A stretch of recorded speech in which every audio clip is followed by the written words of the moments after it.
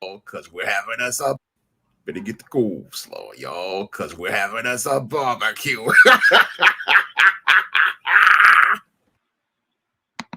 Good evening. Welcome to tonight's live stream. I'm going to get started in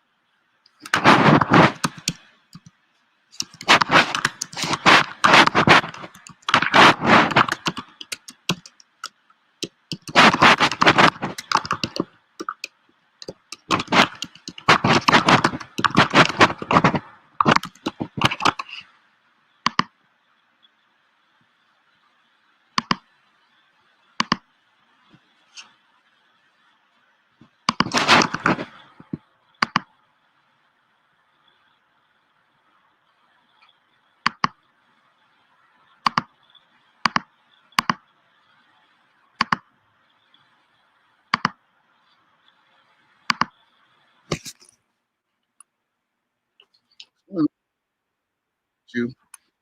Glad to see you here.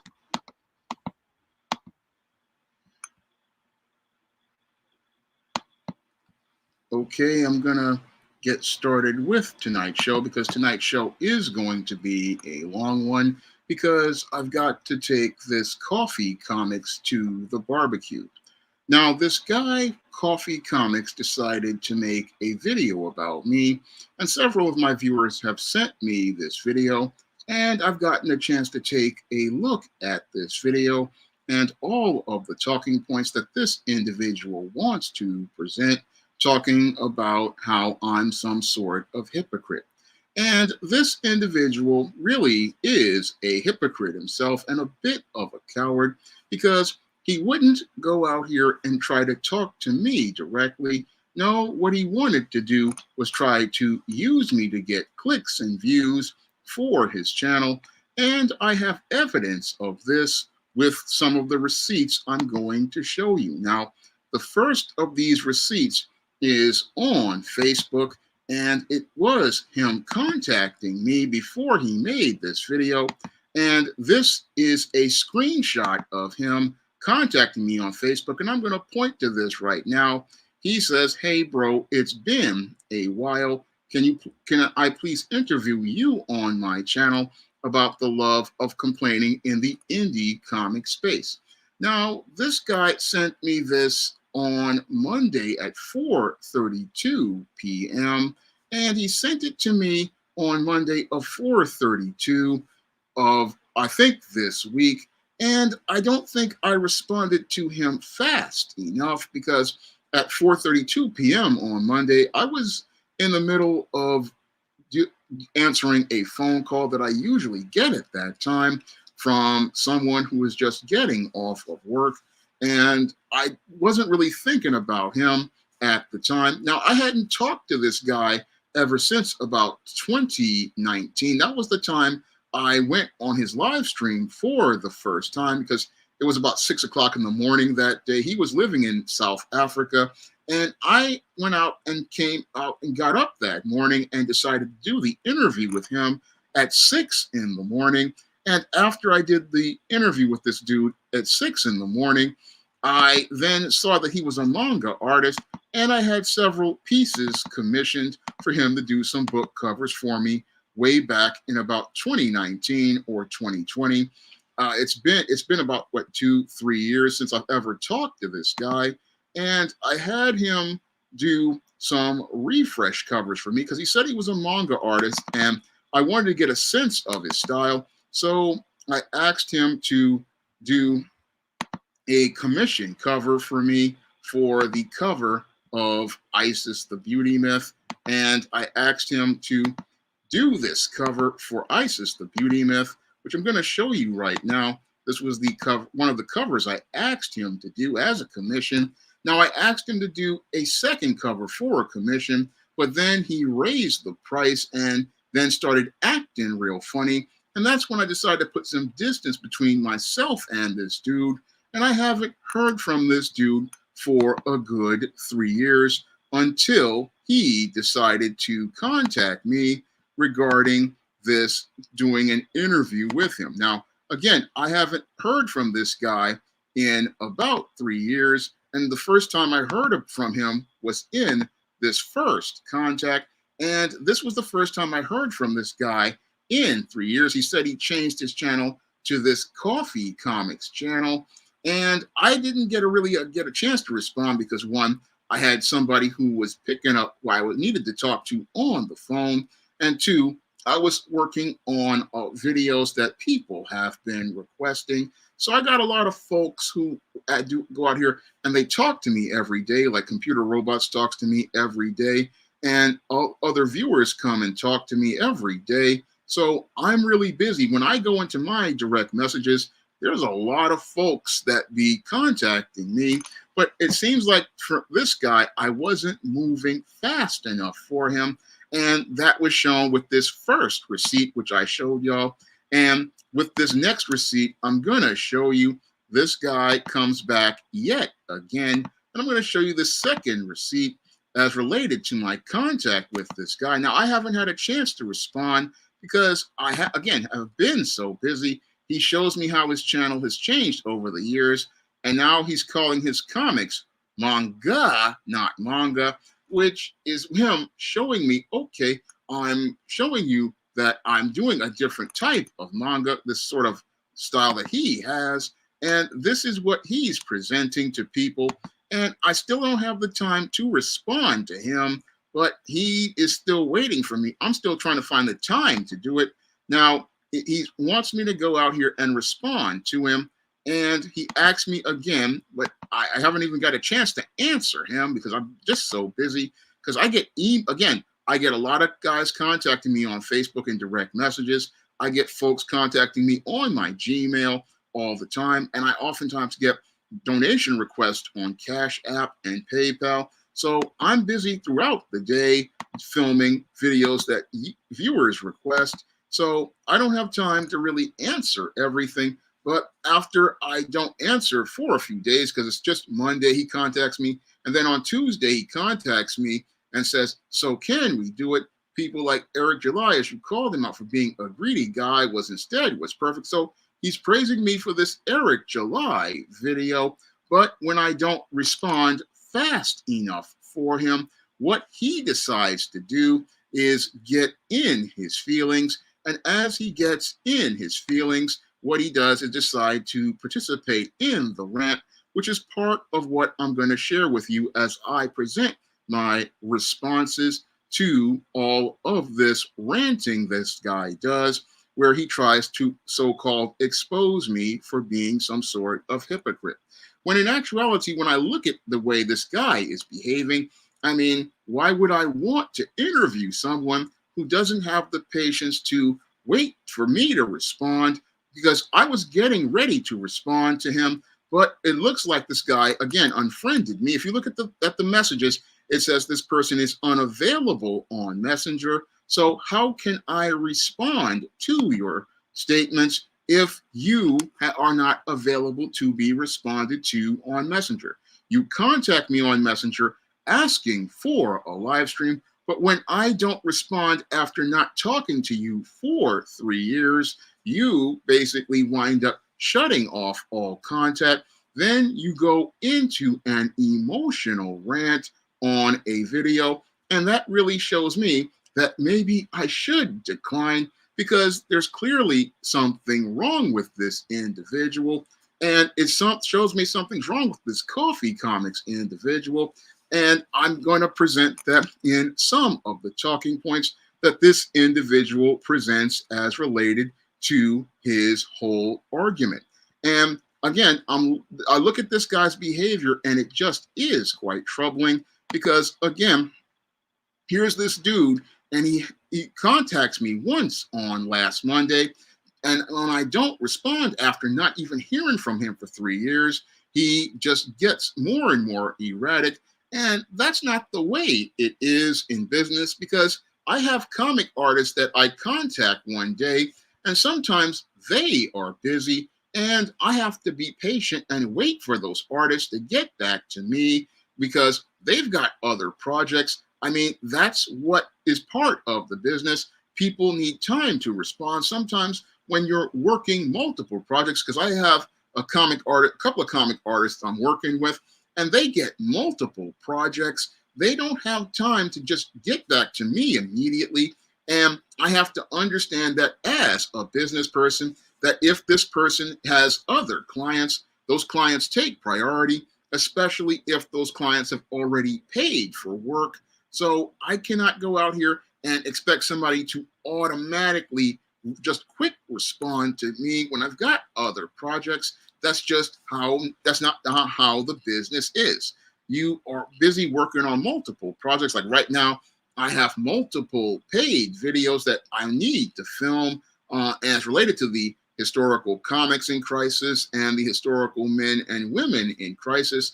I've got other video requests from people. So it's a lot of stuff going on. But this guy wants me to just, after not hearing from him for an extended period of time, make him a priority. And really troubling again because he first came and was acting erratic, and his erratic behavior is really troubling once you start to hear the audio I'm going to present.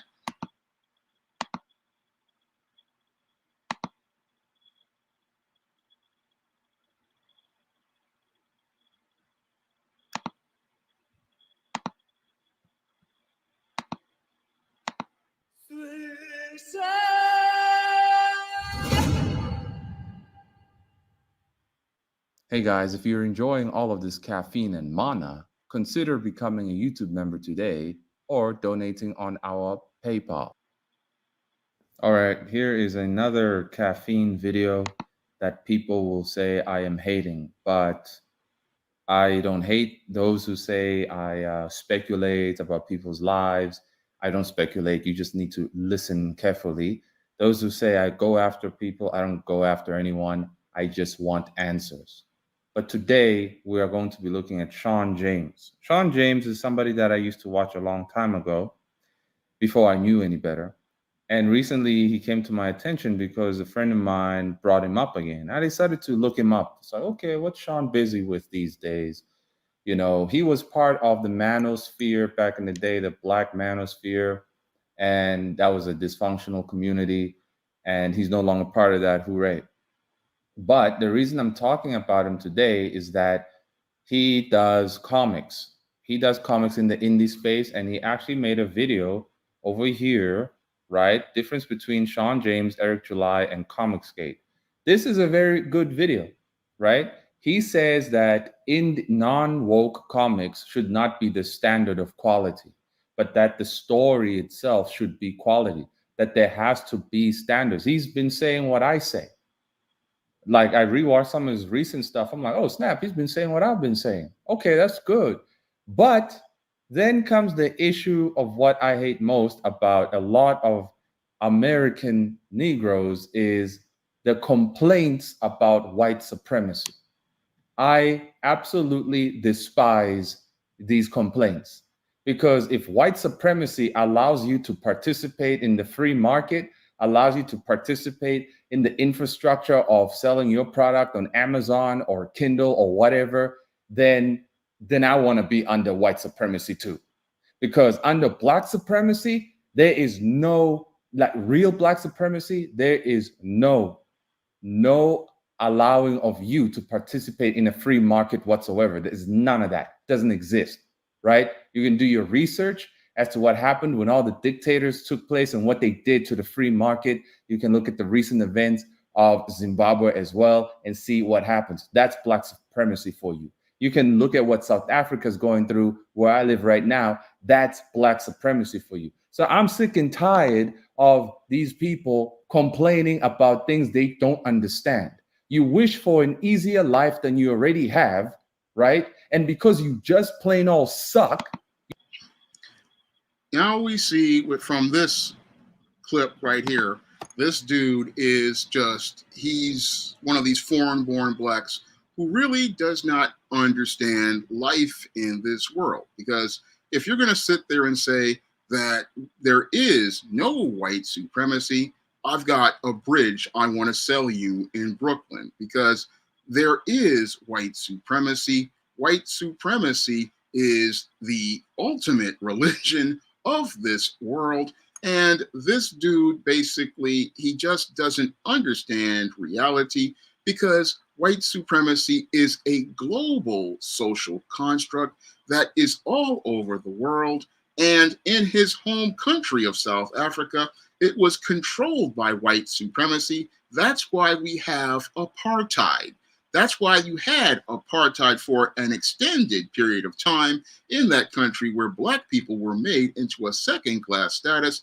But this young, dysfunctional individual, he don't understand what the concept of white supremacy is, and how white supremacy suppresses black creators and prevents us from being able to get access to the marketplace.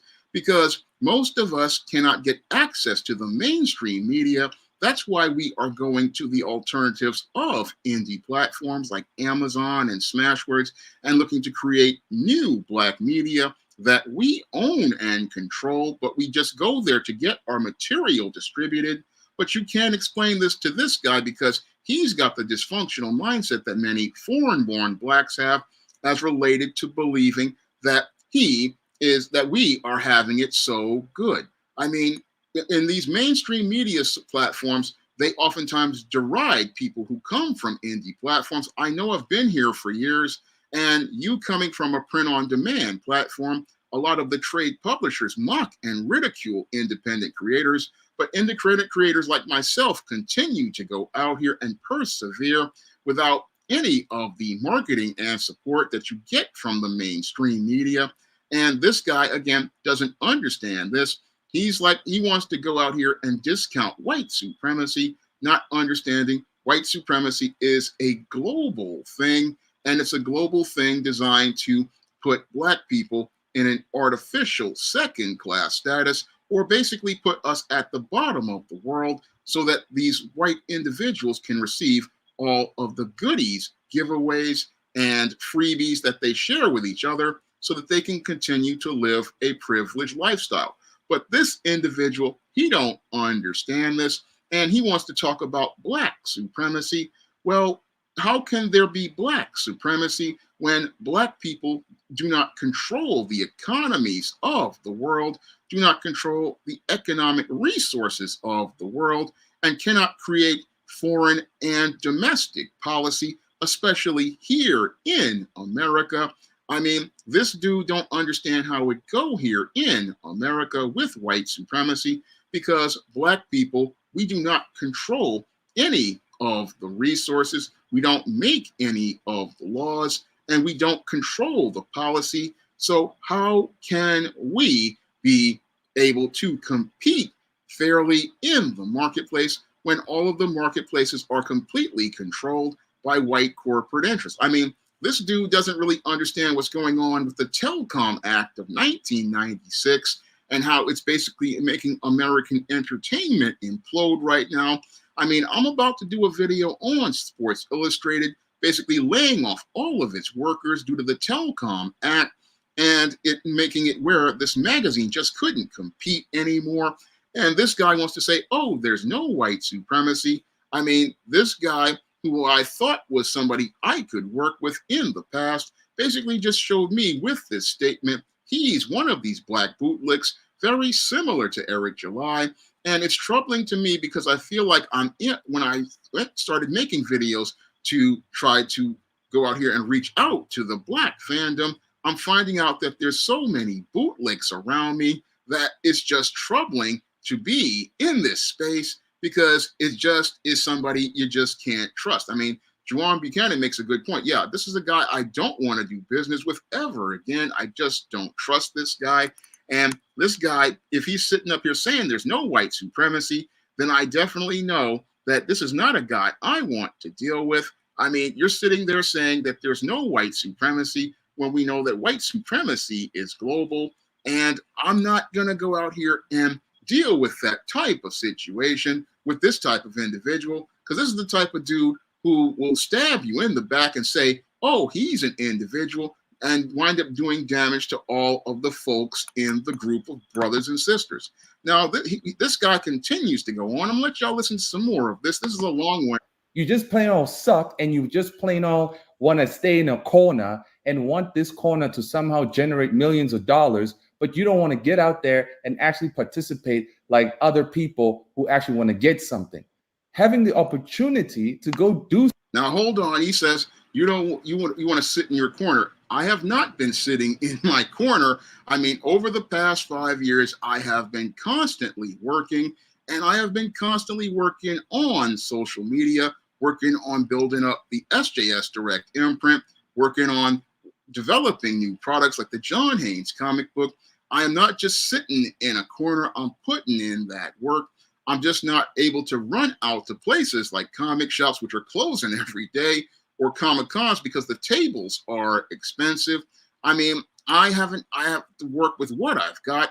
And right now I needed to build the product first. And that's what I'm doing here right now. So this guy, he continues to rant on not understanding what he's talking about because he didn't want to talk to me because I didn't get back to him as fast as he wanted me to get back to him. And he goes on this emotional rant, and it gets more and more ridiculous as it goes on. Do something in the free market right there in the so-called white supremacist land. You got to be kidding me. You don't want to do it because the white supremacist is on your neck. You got to be joking. Today, we're going to be looking at the problem of living in hypocrisy. I'm sick and tired of this because some very good points can be made here by Sean James, but he's a hypocrite. He's a hypocrite, and I'm sick and tired of coming across a lot of people who are proudly hypocritical, who will do something stupid or cheat. Okay, I'm going to answer a comment that one of these guys asked. He said, how can I call Eric July a bootlick and I don't know him? I know he took a picture with Kyle Rittenhouse, a possible white supremacist, and that tells me all I need to know. And he confirmed this in a tweet that he gave back to me, where he called me a concern troll and said that he was proud to take the picture with Kyle Rittenhouse. That's how I know Eric July is a bootlick, because only a bootlick would sit there and stand behind a possible white supremacist, I would say known white supremacist, and sit there and be proud of it. Cheat on their partner and say it was a mistake, but when it happens to them, they want to complain about it. Hypocrisy. I'm sick and tired of it. I'm sick and tired of it. So Sean is out here calling out Eric July for very good reasons. I know there was a guy who said Eric July is awesome. Sorry, bro, he's not. The guy is a liar, cheater, and everything. The proof is there. You just have to look for it. So he calls out Eric July and say his product is it's a bad product. Story's bad. The art is traced and it's using 3D mods incorrectly even and so on. But aside from that, it brings up this point of, hey, how come these big indie people, they do not promote good indie products? No one does reviews of like anybody else's indie manga or indie comic. Now, this is where he's wrong again. I do reviews of indie comics all the time. I have been doing reviews of books that I've actually bought on Kickstarter. So he's making a point that you can easily go to my channel and see I've done reviews of indie comics, and I've even gotten praise from the creators for going out and reviewing their comic. And I had, an issue with Concrete Comics because they couldn't take criticism. So I have been doing those reviews, and I've been going out making the reviews to get the word out about these books. And I've even put a lot of guys' books up on the post. So he doesn't know what he's talking about. I've been putting in that work trying to get many creators over as related to their indie products. So that's something that's been done on this channel for a long time, but most of those videos don't get views. So this guy doesn't know what he's talking about. Comic or whatnot. No one does that. You have Eric July, who denied when somebody asked him, hey, why don't you promote other comics that are good in the indie space? And Eric said, I don't have to do that. I don't owe you that. That's not what I do. And so it shows us that these people want to stay within the negative all the time. And some of you can accuse me of staying in the negative, but if I was staying in the negative, I wouldn't be interviewing people. I wouldn't be bringing awareness to people's products that are pretty good. I wouldn't be doing that. I wouldn't be referring you to them whatsoever in the description box. Now would I? So he makes a point. Now, this video was posted 3 months ago. So let's quickly listen to a bit what he says over here. In John Haynes at Death's Door, and that's what I put in this book back in 2022. I mean, that's all I wanted it to be. And again, it's what people would call a non-woke book. But what I find to be interesting is I don't see any of these Comicsgate guys going out here talking about this book. No, never heard any of the Comicsgate guys talking about them.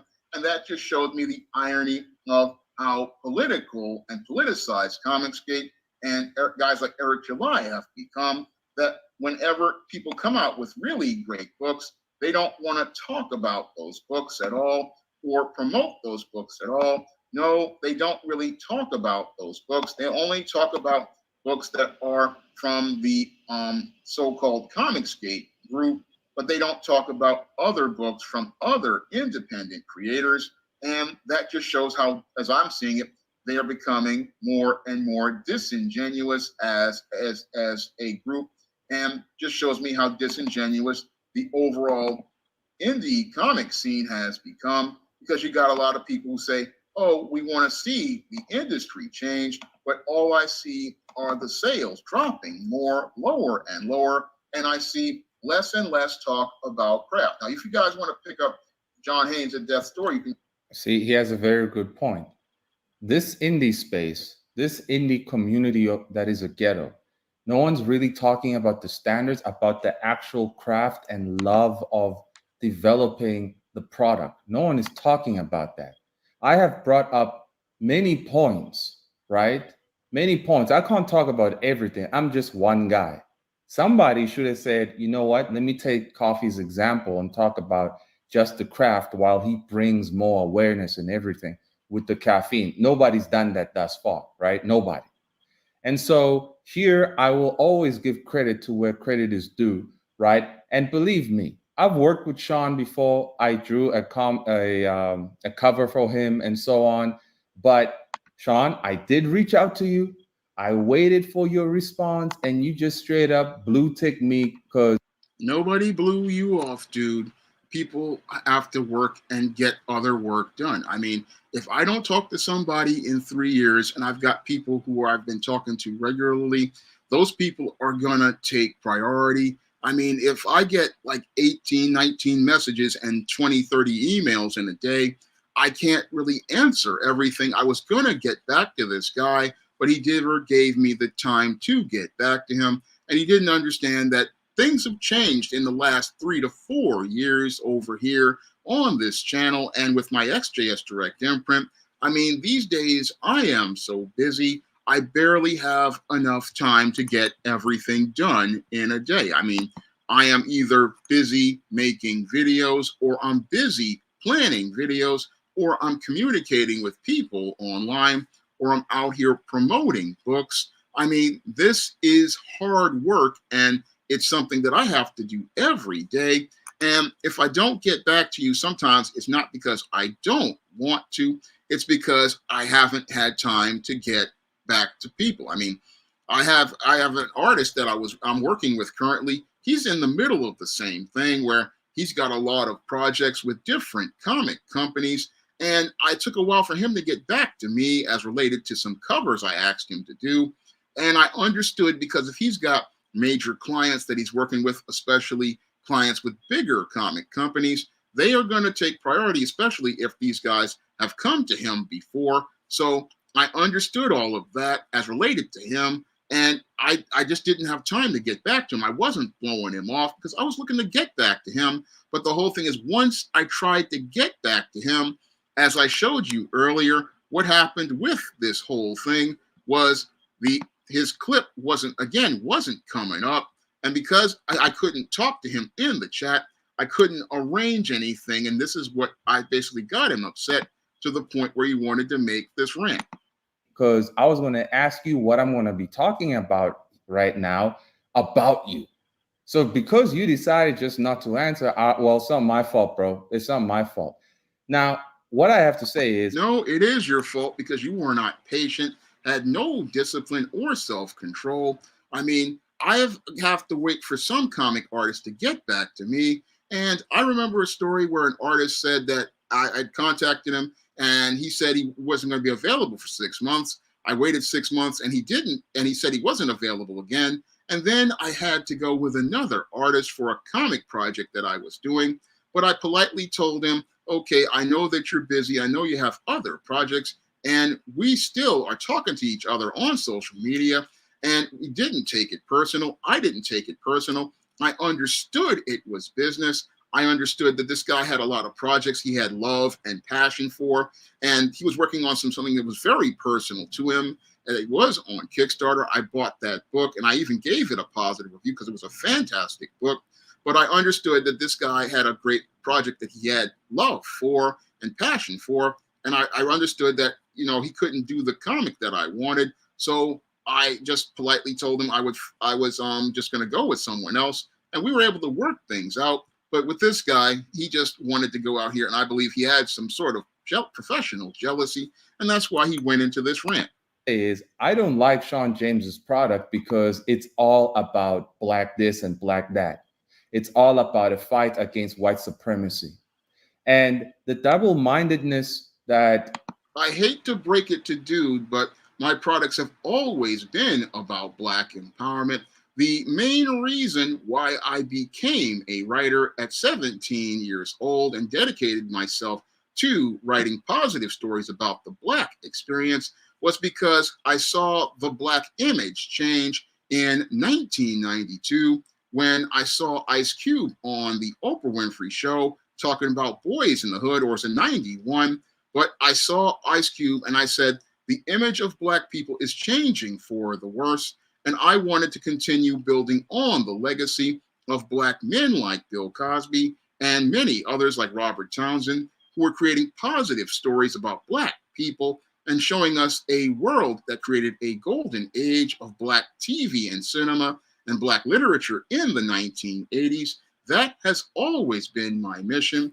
And my mission has always been focused on black empowerment and empowering black people by taking control over the black image. That has always been the mission of SJS Direct. That has always been the mission of the stories that I write. And if this dude doesn't understand this, then he really has not been studying my content. This is what I've been doing ever since the 1990s and ever since I ever put my fingers back to the keyboard back in 1990. So I have been working on black empowerment before there was even new black media was a gleam in people's eyes, before there was a internet that we have today, before there was a social media.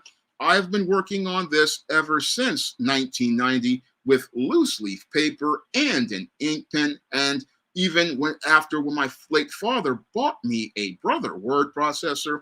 This has been what I've been doing for ever since I was about 17, 18 years old. So this is black empowerment has been a part of my life ever since I was a teenager. It's always been a part of everything related to my career. And that's what I have been doing for the last, I say 30, 35 years. So he's sitting there saying, oh, you shouldn't be doing this stuff. No, I've been doing this stuff ever since I was a teenager because I knew where the Black community in America was going with all of the gangster rap, with all of the thug culture, with all of these negative images and negative anti-Black media. And I saw an entire generation fall for the fake thug and gangster culture created by white supremacy.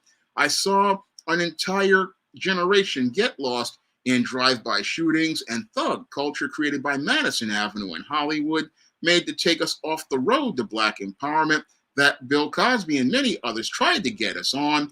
And I'm trying to stay on that road. And he doesn't want to get on that road because he wants to be in the whole world of the great melting pot, not understanding that the white supremacist doesn't want to melt into anybody Black and making it a mess in their society.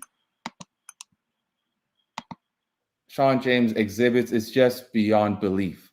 Now, as I said, this was posted 3 months ago, right? Sean is about like 51 years old right now, but we're gonna go to one of his early videos that he posted 12 years ago. 12 years ago. I find it interesting he goes to this one about it's easier to sell to African Americans fiction in the foreign market, but not the first video I did 12 years ago, which was the mission of SJS Direct. I find it interesting that he walks away from the very video that would have told him everything and goes to this one, showing me how he wants to create his own narrative instead of presenting consistent facts. And let's listen to what he has to say, because he made a video over here, and this was posted, when was this? Oh, 11 years ago, about the insanity of Black people doing the exact same thing and expecting a different result. So from his own words, right, we are going to hear what is happening when he's trying to sell positive Black stories to Black people. And y'all know I'm not about that BS. I will create a product for people. I am not going to limit myself to one ethnicity, especially an ethnicity that has a majority of dysfunctional people who prefer to act a fool. I live in the motherland. So I'm not going to let this dude disrespect Black people like that.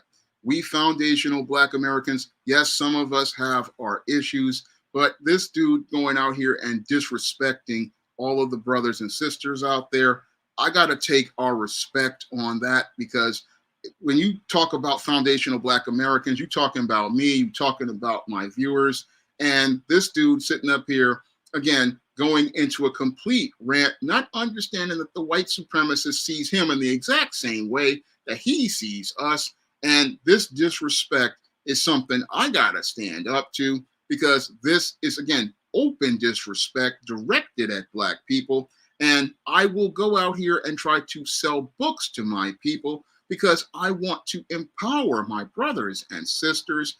That is the main thing. I'm not just going to go out here looking to just sell to everyone, because I understand that whole attempt to try to sell to everyone, that's what's going to put you on the road to being a sellout, because you're going to believe in the great American rainbow, and you'll wind up like the juice riding in the back of a Bronco. Motherland. I live where all them niggas used to be. So nobody can tell me that you live where all the bootlicks be. I have no right to talk about this. Any dumb white liberal that wants to open their mouth, you better think twice. Because if you try to dictate how I should think or feel about this, that makes you a straight up white supremacist. You want to make my Black brain think a certain way, how you want me to think? I don't think so. Don't you but just love this the is irony? very, very maddening, because it just shows me that a lot of people in America are living in cognitive dissonance. And by living in cognitive dissonance, they cannot be any growth. They cannot be, because Sean is a good writer.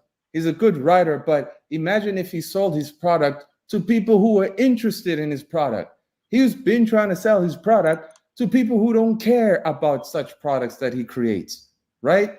That is just insanity right there. And for the past So it's insanity to want to serve your community. I mean, this is the kind of talk we got from the manosphere regarding the communita and talking points like the SYSBM black man. I mean, this is the same dysfunctional talking point that SYSBM has. Oh, let's walk away from the black communita. Let's walk away from black people. Well, who's going to save you from white supremacy? Dude here needs to go look up Christian Obumseli, because that's what happens when you believe in being an individual. You get picked off by a Becky, and this guy, again, completely clueless and wants to talk about the black community. And yes, I have had slow sales with the black community, but I'm here to serve the black community with positive stories about the black experience, and that's not going to stop anytime soon. I'm going to keep trying to reach black people because I love black people, and I'm going to do everything I can to continue reaching black people. And yes, I have had a hard time, but I've managed to make some inroads, and make some progress as related to the black community over the last couple of years. And I'm starting to see some impact ever since about 12 years ago. But he goes back to 12 years and avoids the mission video. And again, just trying to push a narrative as related to his feeling slighted about me not talking to him. In fact, not even 12, the past 20 years, he's been trying to do the exact same thing, hoping for a different result. That is complete insanity. Complete insanity, and it is what we see with all these other hordes and Manga Plus people. Okay, what's really so it's saying to go out here and make a deal. So it's saying to make a deal with white supremacy. I mean, this dude doesn't even know what he's talking about. I mean, oh, so it's insane to go out here and look out to support your own people, support black-owned businesses, empower black people. I need to be just a general writer. No, I've had that talking point presented to me, and I know what happens with that talking point, because that's a bootlick talking point. And with a bootlick talking point, what happens to the bootlick is the bootlick always finds out there's no retirement plan, and there's a ninja moment waiting for him. People in which by now, surely you ought to know that the thing is a scam. And if you are posting there because you're being serious, you're trying to be noticed, well, you should realize it's a scam. You should realize the numbers are inflated. It's just for dopamine to keep you there so they can make money of you through ads to drive traffic there, right? Let's hear what he has to say 12 years ago. Sure. The hardest market for me to crack actually is African Americans, especially African American women. When I first got into publishing, my goal was to sell books to African Americans so they could see the positive experiences of brothers and sisters. But see the positive experience of brothers and sisters. What does that even look like? Because at this point, it sounds like a fantasy, really. Obviously, this dude has not lived in Black America. He has not lived in Black communities. He has not even experienced what I've experienced, because I've had a lot of positive experiences with Black people. I mean, I've had positive experiences when I went to my college back in the 90s with Black people. I mean, one of my professors, I had such a great relationship with her that I created a character and dedicated her last name to that character. That's how much respect I had for that sister. And I've had good experiences, even though things didn't work out for me at Strive, the East Harlem Employment Service. What made me proud to go to work there every day was I got a chance to work with a Black CEO. I got to work with a Black COO. I got to see Black people in positions of power. And I got to go to a business and work with Black people every day. I mean, that to me was one of the greatest life experiences I ever had in my life. Again, I was sad that it didn't work out because they said they had no place for me in the organization, but it made me proud every day to go to a business and be with Black people in leadership positions and positions of power and see Black people teaching other Black people. That was a positive experience for me. And I've even had positive Black experiences with Black people on social media, with the sister who donated to me so I could get the Isis Samurai Goddess cover done. This sister who donated to me so that I could do the John Haynes at Death Store comic. I mean, I've had great experiences with Black people, and I know that there are great positive experiences because I've lived a life where I've had some, and I've had bad ones, and I've had good ones, and I have been blessed to have good ones that I can still stay with. I mean, I can look at life and see things differently. I mean, I grew up in the 80s with the Cosby Show. I grew up where I used to go to Black-owned businesses when I was a little boy.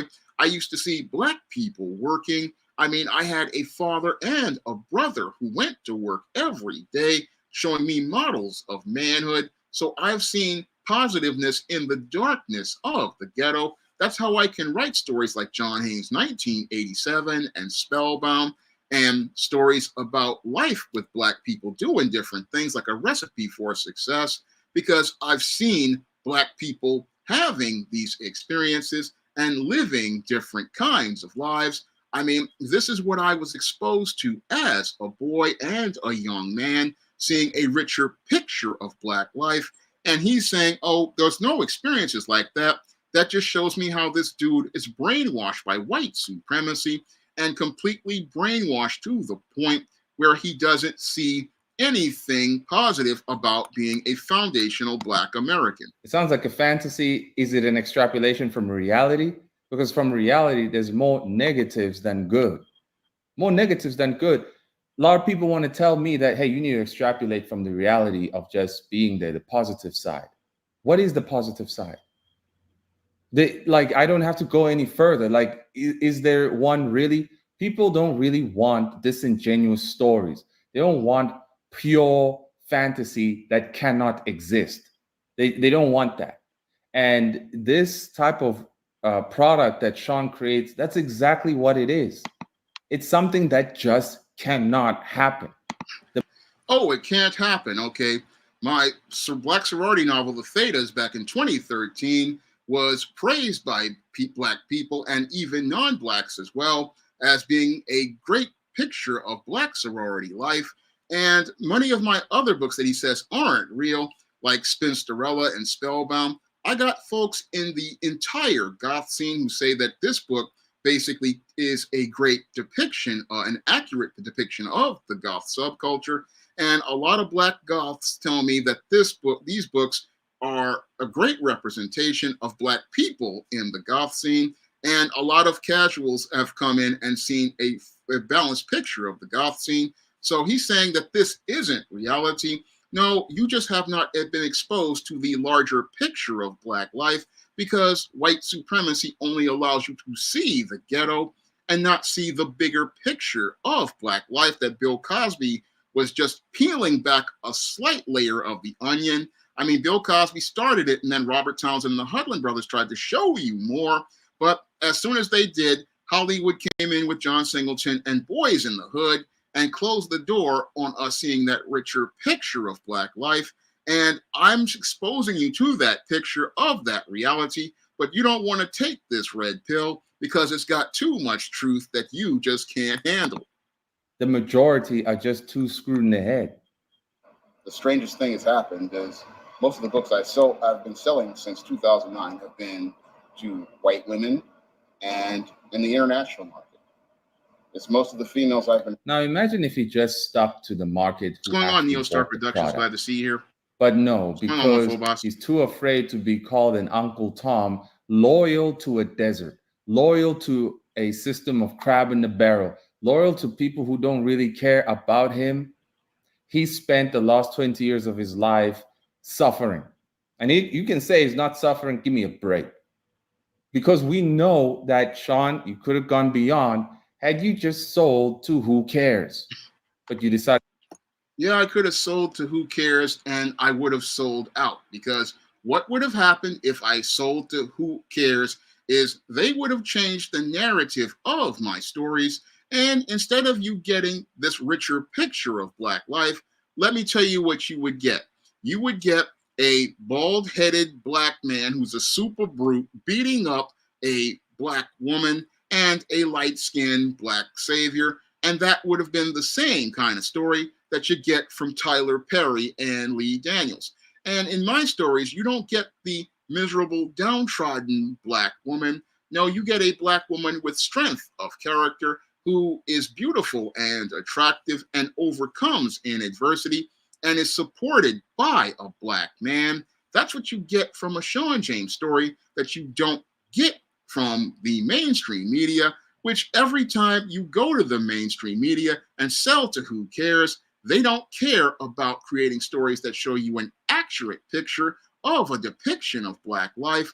No, they want to keep giving you the same minstrel show because, like Professor Black Truth has stated before, the media is about mind control, and their ultimate plan is to get control of your mind and make you believe that you are nothing, make you believe you are worthless, make you believe that all you can do is fail. That's what they put in their media, and that's what they indoctrinate you when they give you an education in these public schools with books like A Raisin in the Sun, the Richard Wright books, The Color Purple.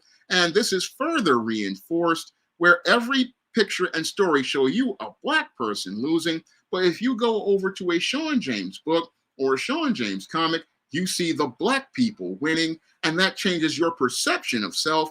And that was shown to me by a brother who on a live told me the first time he ever saw a book where a Black woman was presented as beautiful was in The Temptation of John Haynes. And he was shocked to see a Black woman who was a bad guy being shown as beautiful. And I did that by design because I want people to see, okay, a Black woman is beautiful and a Black woman is attractive. That's not something you get to see in Black literature. No, what you get to see is Black women seeing themselves through the lens of white supremacy, where they see themselves as second best and not see themselves as the best. Because when I do stories, I show you Black people from my perspective, and that perspective is to show you Black is beautiful in order to empower you.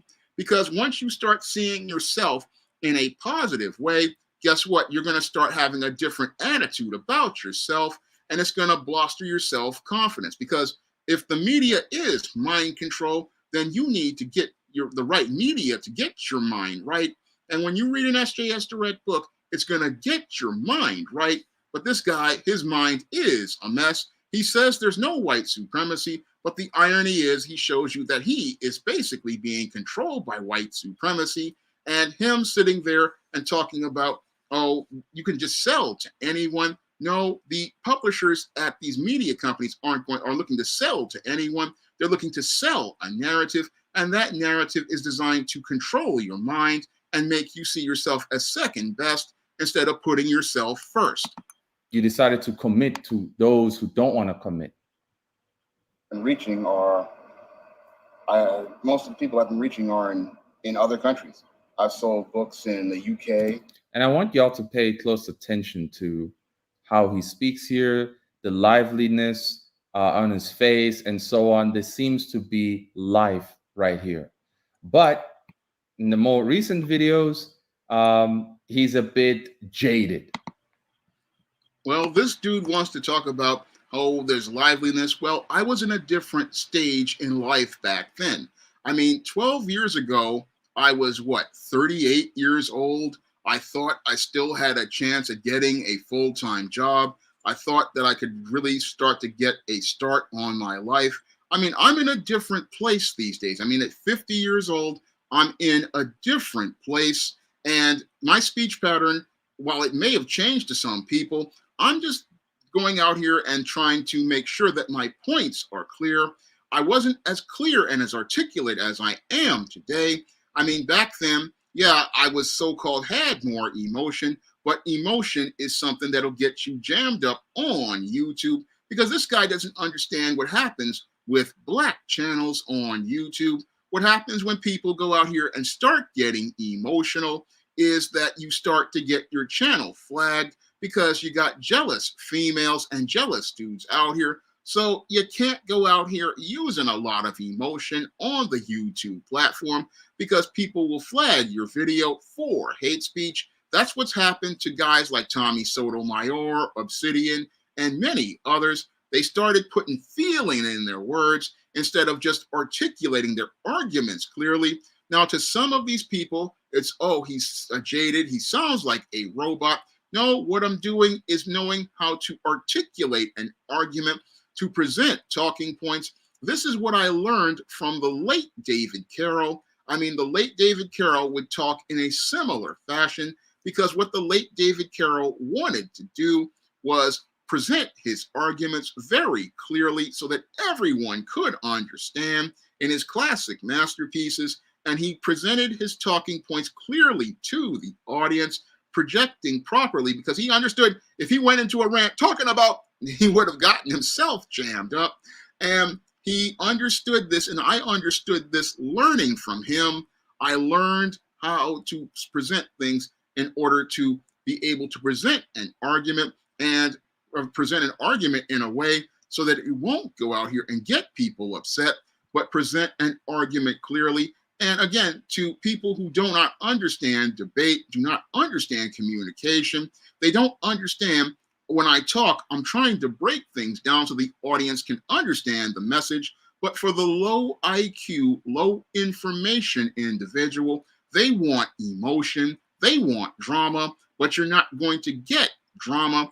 I mean, this is what this dude doesn't understand. Again, a 50-year-old man is going to be smart enough not to get emotional, because he's going to have control over his emotions. He's going to navigate, like David Carroll used to say, navigate through your emotions, where, yes, you may have the feelings about someone, but you're not going to act on those feelings impulsively, because you don't want to deal with the consequences of acting out. Because the consequences of acting out, which I learned way back in 1987 when I had a fight over a comic book, could possibly lead to you losing your freedom.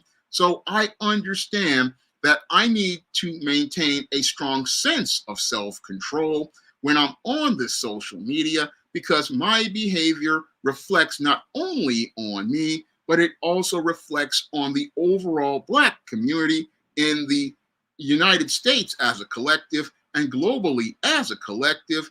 And that's something that I understand that could embarrass the entire race. Because if I go out here getting emotional like this, what's going to happen is I'm going to make Black people as a collective look bad. And I know better than that, because as I was sitting through the adversity of the passport drama of 2019, I had to maintain resolve. I mean, I had to maintain great resolve, because these guys were stalking me on Twitter. These guys were making all sorts of memes and personal attacks. And I just had to maintain my course. I had to maintain my course because I understood I'm not just representing myself.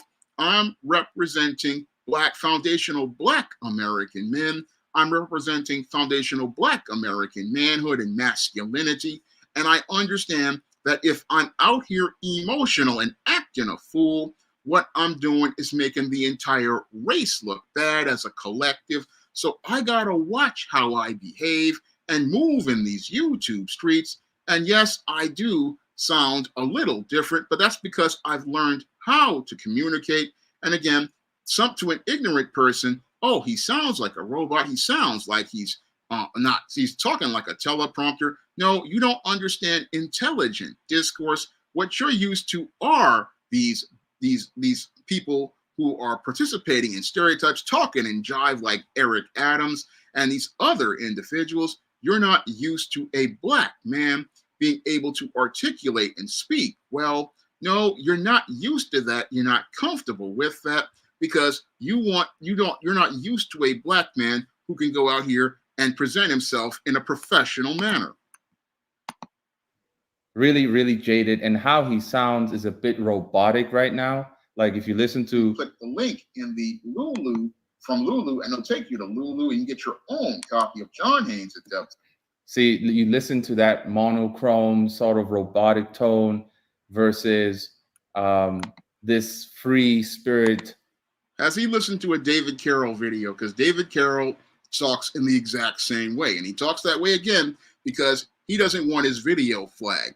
He understood that when you get on this YouTube platform, you have to be very careful about how you speak and how you say things, because there are individuals who, when they see a video with content they don't like, what they do is use the emotion to say that it's hate speech and then use that to get the channel taken down. So he was very careful, and just like I am very careful. Now, 12 years ago, I was a rookie on YouTube, and a guy from 12 years ago isn't the same I mean, Brother of Logic and Common Sense made that same talking point where he says that, yeah, he was one way 12 years ago, but he's a different dude now. And I could relate to that and understand that, because sometimes you get new information that changes your viewpoint. You get new information that changes your perspective. And in the last 12 years, I have become a different person. I mean, I've had to accept that I may never get another full-time job. I've had to deal with the passing of my father and my sister. I've had to deal with trying to deal with a struggle with book sales as related to the last year that has given me really bad anxiety. So I have had to deal with a lot, and people change over time. And this guy doesn't really understand. You're not going to be the same person you were. I mean, if you go through hard times, you're not going to be Mr. Jolly. You're going to change. And that's what people do, is they change. They change because they have experiences. And this dude hasn't had enough life experience to know how an experience can basically change a person completely. Sort of way of speaking here 12 years ago. This is what happens when you commit your life to absolutely nothing. Commit your life to a mistake. He made a mistake.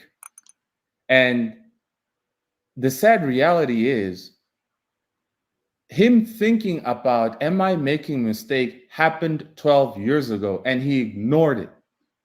He ignored it. And when someone ignores a legitimate concern that they have about what they're doing or what they're seeing or what they're experiencing as being negative, and they ignore it, what happens to you is you become a reprobate.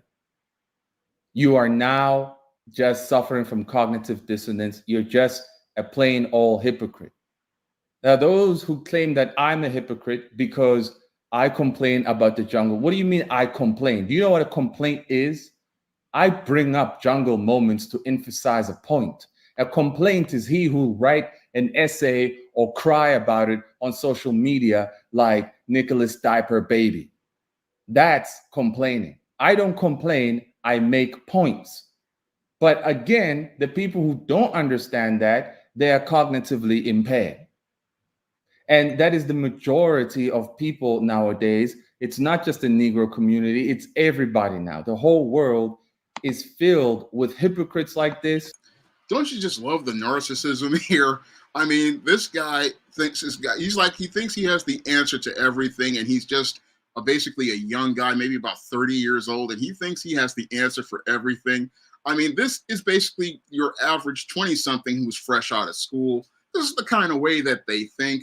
I mean, I remember being like this at 22, then the world smacked me in the face. And this is what happens to these guys. They think that they know everything. They're going to tell a guy who's actually been out here that how the world works. I mean, this guy is completely backwards. I mean, he's going to be the answer and the savior. Again, this is narcissism. I think that he thinks he knows everything, but he knows nothing at all. And he hasn't had life to kick him in the ass hard enough to let him know that he knows nothing at all. If anything, he reminds me of the guy Elihu in the book of Job. I mean, you had Elihu with Bildad, Zophar, and Eliphaz, and they were telling Job what he was doing wrong. And then you had young Elihu, who was like 20-some years old, and Elihu wanted to come in and try to tell Job something, and they all blew Elihu off. And that's what I wanted to do with this dude, was basically blow him off. He didn't, they blew him off because he was a 20-something who knew nothing about life. And they look at this dude, and I look at him, and he really reminds me a lot of Elihu from Job, a guy talking a lot of stuff, but knowing absolutely nothing at all. This cognitively impaired people, cognitively dissonant people, and I kind of can't take it no more. Because it makes me wonder as to like, dude, but if people don't have if you couldn't take it anymore, you could have just unfriended me on Facebook. You could have just blocked my page, but you decided to make an entire video about me. I mean, this is toxic beta male behavior, codependent behavior, because interdependent people, when they have an issue with someone that they disagree with, what they do is they go out and they unfriend that person and they keep it moving. You don't go out here making a 40+ minute video about a dude you have an issue with. No, what you do is you unfriend the person, keep it moving, and focus on your goals. But this beta male, basically, what he wants to do is get clicks and views on his channel, but I'm not giving him any clicks and views. I'm just going to deal with him in this live and keep it moving because he's not worth my time, because my time is precious. But I just wanted to go out here and present its talking points so that everybody could see how absolutely mind-bogglingly insane these points are and see how dysfunctional this guy is. Because if you have an issue with someone, I mean, I had a lot of issues with the passport bros, and instead of arguing with those individuals, I just unfriended people, blocked people. I mean, I lost a lot of people as related to social media connections, lost almost 50 to 75% of my Patreon money, and I just had to just keep it moving. But this guy, again, like the passport bros, and like the late David Carroll talked about stalking, I can't say the rest of it. I mean, they don't know where the line is. If you have an issue with somebody, you disagree with them, okay, you either talk to them once, and if they're not talking to you, just charge it to the game and keep it moving. Have comprehension skills, then what you say and do doesn't really matter. Surely you know this, right? You do know that if they are incapable of understanding what you say, how then can there be a difference? What difference can there be made if these people are so dead fast set in their retarded ways? How do you think there will be a difference? The mistake in me was that I had hoped for a major difference, but I'm not going to do that anymore. I have to continue saying what I say because it's right. And those who are going to keep saying it's wrong and how I say it, they suffer from cognitive impairment. They suffer from sissy boy syndrome, hunchback syndrome. You don't have no protein up in you, full of soy, right? Emasculated, feminized man children who can't handle anybody speaking in absolutes. Absolutely atrocious. But let's hear some more. I've sold books in Australia.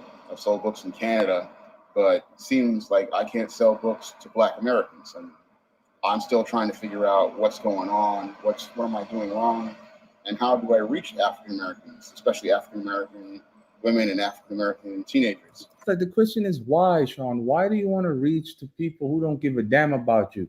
You see, a lot of y'all Americans, Black Americans, like if you really want to know what a Black utopia looks like, you really should come to Africa. Why does that never cross any of your minds? Why? Like a lot of people are going to say, "Nah, you should have." We don't go to Africa because America is our homeland. And when it comes to America, foundational Black Americans are going to stand with other foundational Black Americans. And we're going to continue standing with foundational Black Americans because we love each other.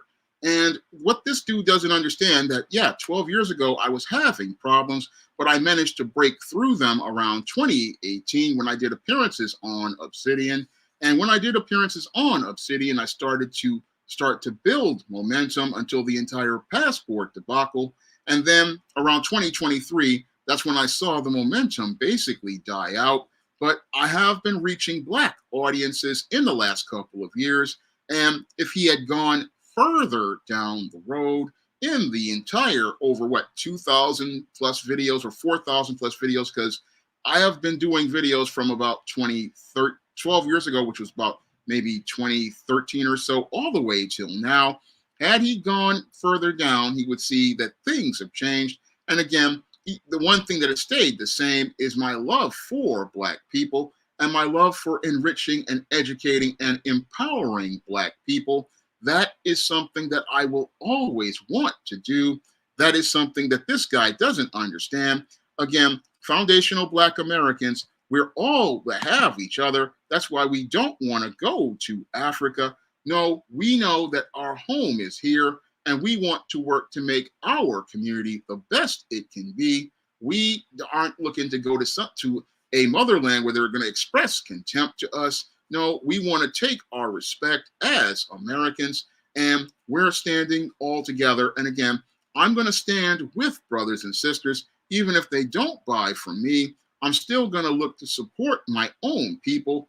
That's what a black man of character would do. I mean, yeah, you can talk about selling to other people, but I'm not going to look to go and not put my own brothers and sisters first. No, I'm going to do that because that's part of my mission as creating positive stories about the Black experience and telling those Black stories that don't get told.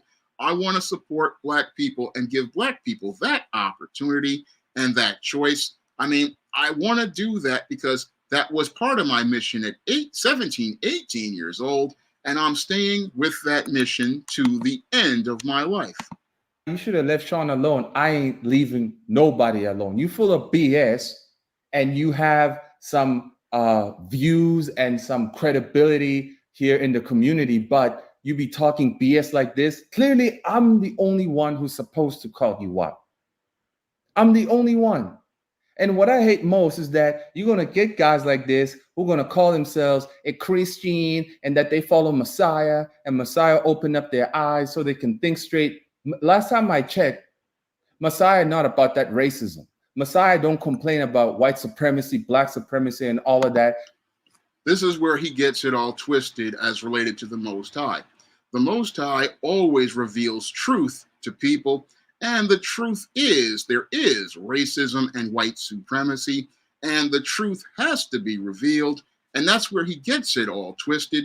He's sitting there thinking, oh, the Messiah wouldn't be about revealing truth. What he revealed about the Pharisees and the Sadducees was their hypocrisy regarding the religion that they practiced, in that they preached one thing and did another. And what he's when we talk about racism and white supremacy, we are revealing and exposing the hypocrisy of America, because America talks about giving people the right to be all equal and have freedom, but you treat Black people like second-class citizens in this country. So anybody who follows the Most High is going to call out racism, because calling out racism is all about cleansing society in spirit and truth. Messiah says there is neither Jew or Gentile in the body of Christ. Last time I checked. But why is it that these people always want to uplift their Blackness? You worship your Blackness. You don't worship. No, we uplift our Blackness because white supremacy takes Black people to the bottom of the world. And they see Black people as being at the bottom of the world. And we want to elevate our Blackness to show that we are human beings. We are proud of who we are. We are not settling for being in this place that makes white supremacy's world smooth. That is why we are proud of our Blackness, and that's why we stand up for our Blackness the same way the Israelites stand up for Israel. Black people stand up for Black America. We stand up for Black America because this is our way of showing we respect ourselves, we value ourselves, and we are not going to sit at the bottom of the world in the ghetto that white supremacy wants us to be in, that makes their world smooth. No, we are going to rise and show that we are in a place where we're looking to take our power and be the powerful ones in society. Worship Messiah. Like, this is more hypocrisy. Hypocrisy on a spiritual sense, hypocrisy at a social sense, hypocrisy at an economic sense, hypocrisy 101 in every aspect of these people's life. I hate it. I absolutely hate it. How's about you just make a product and let those who want to do it, those who want to buy it, let them buy it. Who cares what color skin they have? Why must this racism persist? And why must it always be people like? Okay, this dude, I gotta really take him apart on this one, because he's sitting up there. Why does it matter what color the characters are? Because in most of the stories out here, there are not many Black people that we see in the story where the hero wins, where the guy gets the girl, or the guy gets the success, or we get to see a story where we get to see a black person where they are doing things in life outside of the hood. I mean, what you see in black movies these days that are controlled by Oprah Winfrey, Lee Daniels, and Tyler Perry is the same old story about abused black women by violent black men. And you don't, when you go to a Sean James book, you don't see that story at all. No, I've had readers tell me that was the first time I saw a story with two black-owned businesses with a recipe for success. That was the first time I saw a black goth in a book like Spinsterella and Spellbound and Legendary Mad Matilda. That was the first time I saw a black CEO in The Temptation of John Haynes. That was the first time I saw a black goddess in the ISIS series. This is the first time I'm seeing somebody black in this kind of story. And I don't get to see that all the time when I go out here. No, oftentimes when you get the media from the mainstream media featuring black characters, like recently with Black Panther, we got the stereotypes like the plate lip, the grass skirts. I mean, when you go over to my stuff, you see a completely different experience. You see black people who are intelligent. You see black people who are out here living life. I mean, I'm getting ready to do a book called Spinsterella Goth Girl Summer, which is going to be featuring black, not only black goths, but black people in IT. And when's the story where you saw a black person working in IT? Critical question I want to ask Coffee Comics. Where are the stories about the brothers and sisters who work in IT? I mean, I'm the one out here giving you different kinds of stories with black experiences. And yeah, I may not have the audience in this life or maybe even the next, but I'm going to go out here and try to give those stories to people. Even if some of them don't want them right now, I'm still going to go out here because, again, I love black people, and I love black people enough to say, hey, I'm going to tell those stories that these mainstream publishers won't tell, because all they want to talk about is single, successful, educated black women who can't get a man. But I'm going to show you there are good brothers out here. There are sisters who are on point. I'm going to show you a world of black people who are intelligent and capable. That's what I'm showing you out here in these books. And I don't have the defeatist attitude of this guy. Oh, I got to give up on my people. No, I'm not giving up on my people. No, I know there's a lot of backwards black folks out there who are just completely dysfunctional, but I'm trying to appeal to everyone out here. And hopefully, if they want to read, they will read. But I'm not giving up on anything. And I did not make a mistake 20 years ago when I dedicated myself to this. No, if I had made a mistake, why would the Most High tell me to keep going? Because I wanted to, again, back in 2008, my original plan was to go take this job at the City College of New York, publish the 3 books I had written, Cassandra Cook book, All About Maryland and Temptation of John Haynes, and call it a career. And just continue working that job, get my own place, and move on with my life. But the Most High wanted me to go in a completely different direction. And in that direction, I have written and published over 80 books. And I've managed to be blessed by the Most High to reach more people in that time than I did when I was out here in 2002. So I don't see where I made a mistake. Yeah, I'm not in the place where I want to be right now. But I really have made a lot of progress in the last, I say, 15, 16 years. I mean, I went from a guy who back in 2014 was scraping up money from selling collectibles on eBay to just pay one comic artist for the Wrath of the Cyber Goddess cover to being able to get 3 books out with covers done by professional comic artists, be able to get my first 2 comics done. I mean, I've made a lot of progress, maybe not had the sales that I wanted. I mean, I don't have the Eric July or Richard C. Meyer or Ethan Van Sciver numbers, but I'm out here and I'm putting in the work. And again, this work is hard and it's just hard all around, but I'm still out here pushing every day.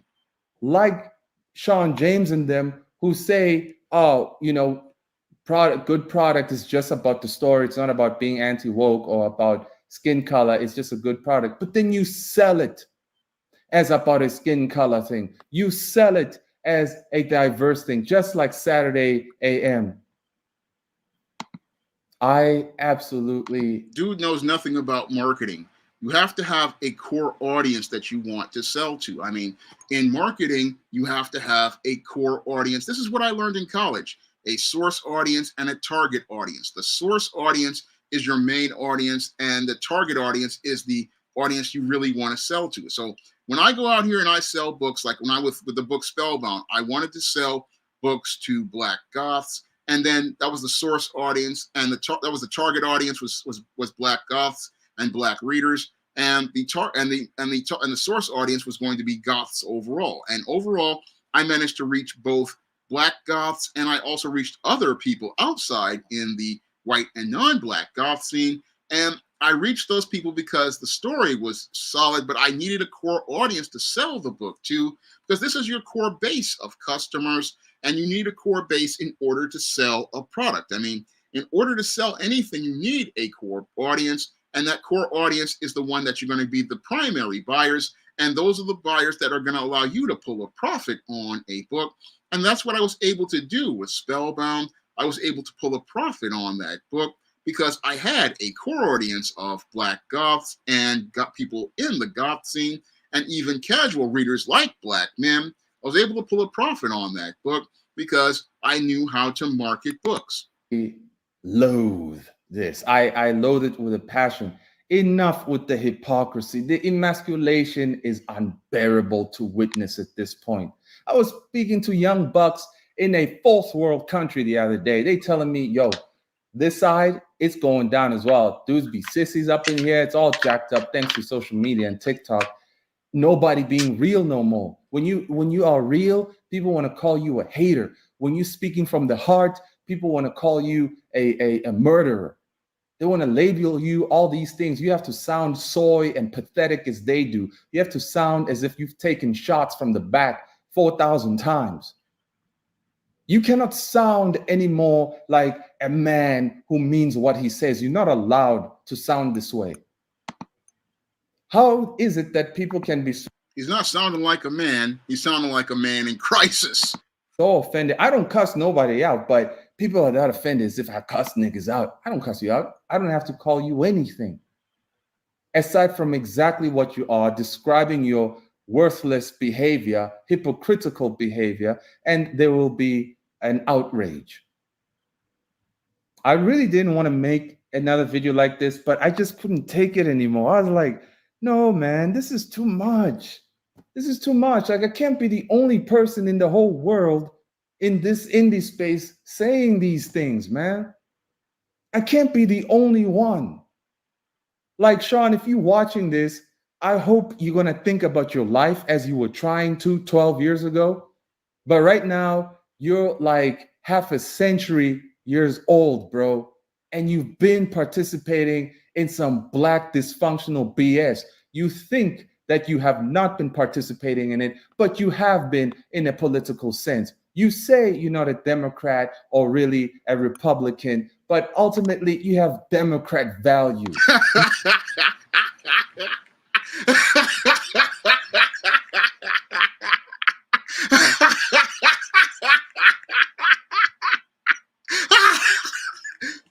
If I'm such a Democrat, why are so many people who are conservative coming to me to have interviews with? I mean, critical question I gotta ask, dude. I mean, I have been asked on many shows that are a bit on the conservative side, but I've always stated, again, my position has always been Black empowerment. I said this on the Form Voltron podcast. My position is Black empowerment. I have no interest in the Blue Party at all because the Blue Party has always been anti-Black. And I had known this ever since I was about maybe 9, 10 years old. My brother had an old history book, which he had left from 8th grade.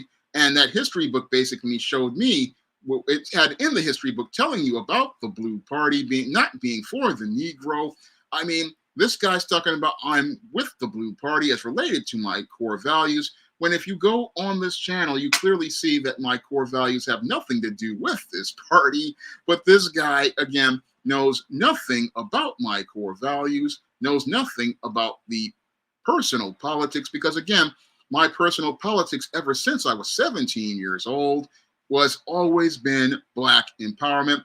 And Black empowerment does not take any side, because our side is about getting tangibles for Black people and empowering Black people, making sure Black people are working, making sure Black people are taken care of. That is the job of a Black empowerment. And those who represent Black empowerment are about making sure that Black people take power, not be underneath someone else. Liberal values, polarizing ways of thinking through the skin color issue. It is disgusting. Absolutely, absolutely atrocious. It seems that in the West, we cannot focus on just selling our product. It is impossible. Eric July had to speak about liberal dysfunction and all of that and call them out, yada, yada, yada. He was disingenuous. He's one of them. But he had to play controlled opposition in order to sell to the retarded Republicans who were like, hey, this guy sells comics and he's calling these guys out. Let me support him. Is it that easy to manipulate you? What's going on, information? Is it that show? easy? And then it is rather preferred that somebody manipulate you than somebody tell you how to be free. Here's the key that I give, that think for yourself. Think for yourself and look at things objectively. You want to burn me alive. Rather have a liar from the left or the right tell you what to do, because you would rather not think for yourself. You would rather remain in what the general public's thoughts. If he only knew red and blue are both anti-Black. Of concern or consensus is, in order to use it to navigate your life further. You cannot navigate through life with your own principles, with Man, your I wish own Professor thoughts. Black Truth could get a hold of this dude. Those who call me this, and that, they would never call a Muslim this, and that. If I was a Muslim man saying everything I'm saying, nobody would say a word. And that proves that indeed y'all are brainwashed. You don't call out Muslims beating their wives or coming in with Al-Qaeda and doing all these things. Why? Because the media says don't do so. The media says don't do so, so that's why you don't. If I become a member of the Muslim Brotherhood tomorrow, are y'all going to stop hating? Is it that easy? It's pathetic. It is disgusting. I hate it. And it's like, yo, just focus on your product. You know, being genuine. First of all, I finished my product. I don't know if you finished yours, but if you're a genuine person and you see this BS, I look for people who are trying to create product and selling it and being consistent and not creating BS product that has politics. I do my best to find these people. And thus far, those I have found are on Manga Plus. I tell them that, yo, by the way, Manga Plus is a scam. Maybe you should try a different website and stuff like that. But at least I find them. I give them a platform to talk and share their stuff. What is Sean James doing? What's Eric July doing? No. What am I doing? Right now, I'm getting the SJS Direct 2024 catalog ready to go on March 22nd. I've got 3 books already ready to go. I mean, I've done the final edits on John Haynes' Illuminati.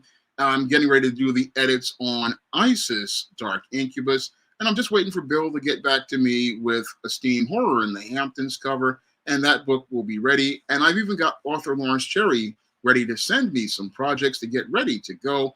And as related to comics, I've got 2 scripts already done. I've got the ISIS All That Glitter script put together and ready to go. And I've got the ISIS The Beauty Myth script I'm still trying to work out in draft mode. And all I'm waiting to do is just get up enough money to be able to put these comics together. I mean, I've saved up about a quarter of the money. I just need a little bit more to go. And those projects would be made, but my money isn't really there. I mean, he's saying he's got projects, but I've got projects too. And it takes time to get stuff out. And it becomes a lot harder when you don't get the sales like you should. But that's just part of life. And I just accept that it's part of life, because when the Most High is ready, these scripts will be out in comics. And that's something this guy doesn't understand, that things come with time and patience. Nobody's doing what I'm doing. Nobody's being the Joe Rogan, giving people a chance to come talk about their product over here. Nobody. And I'm going to still be labeled a hater, right? Dude, I give people time on my platform all the time. I mean, the creator of Sister Mercy, I gave him time. I gave Kevin Grievu time with his Kickstarter. I gave a lot of people, I used to give Concrete Comics a lot of time with theirs. And I even gave the guys from Here Comes Calico. I mean, I posted up on their Kickstarter.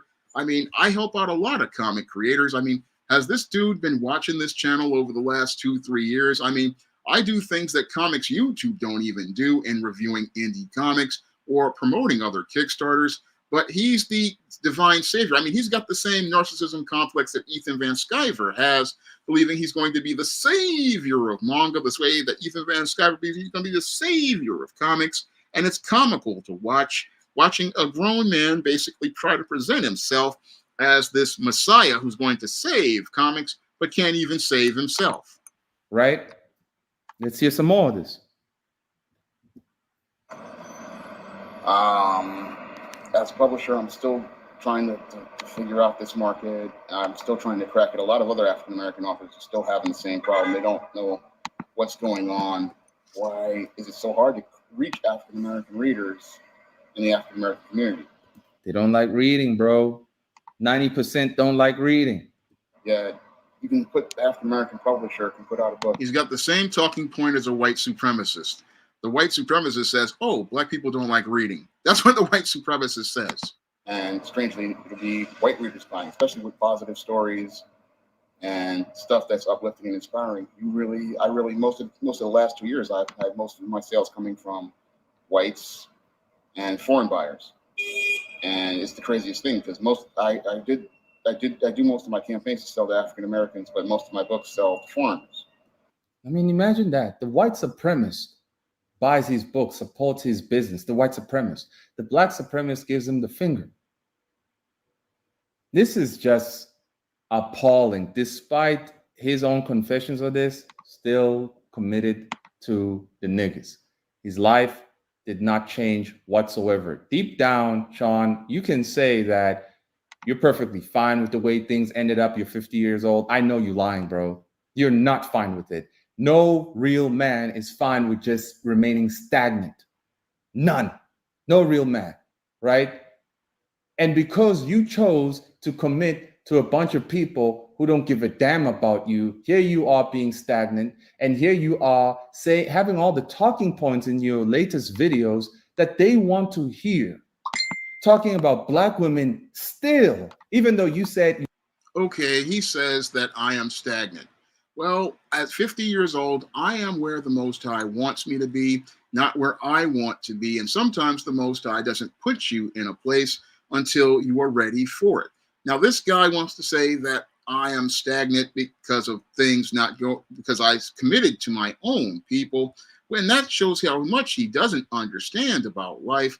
I mean, sometimes if you get something and you're not ready for it, what happens is you wind up going out like guys like Biggie Smalls and Tupac Shakur, who could not handle success because they were out here mentally not in the right place, and they wind up making impulsive decisions that winds up costing them everything.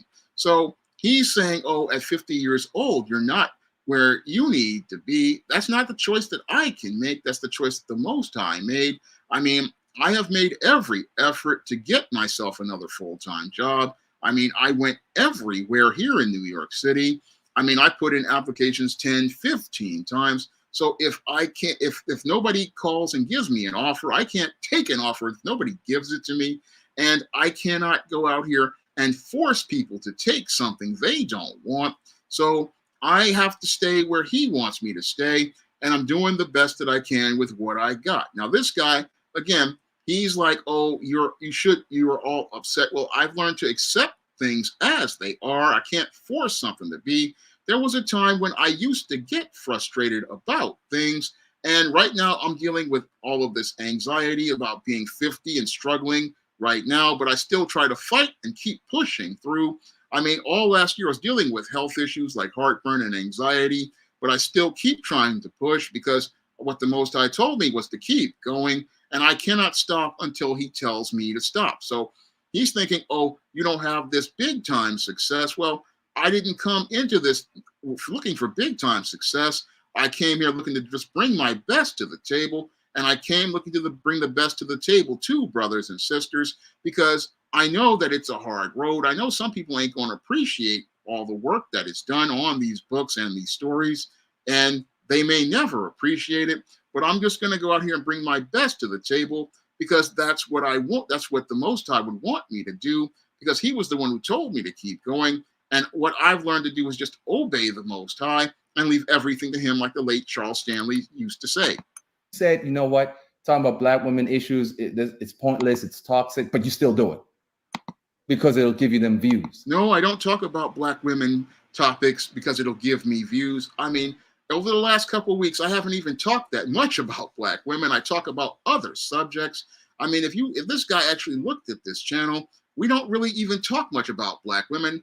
Usually, if I do talk about Black women, it's a very rare thing. I mean, tomorrow I might be talking about them, and this weekend, because one, Mr. Chris from Chris and Company sent me a link to the girl who got fired in that viral video, and I'm going to be talking about Brick Girl, but that's about it. I mean, all my other videos, I have been talking about other stuff.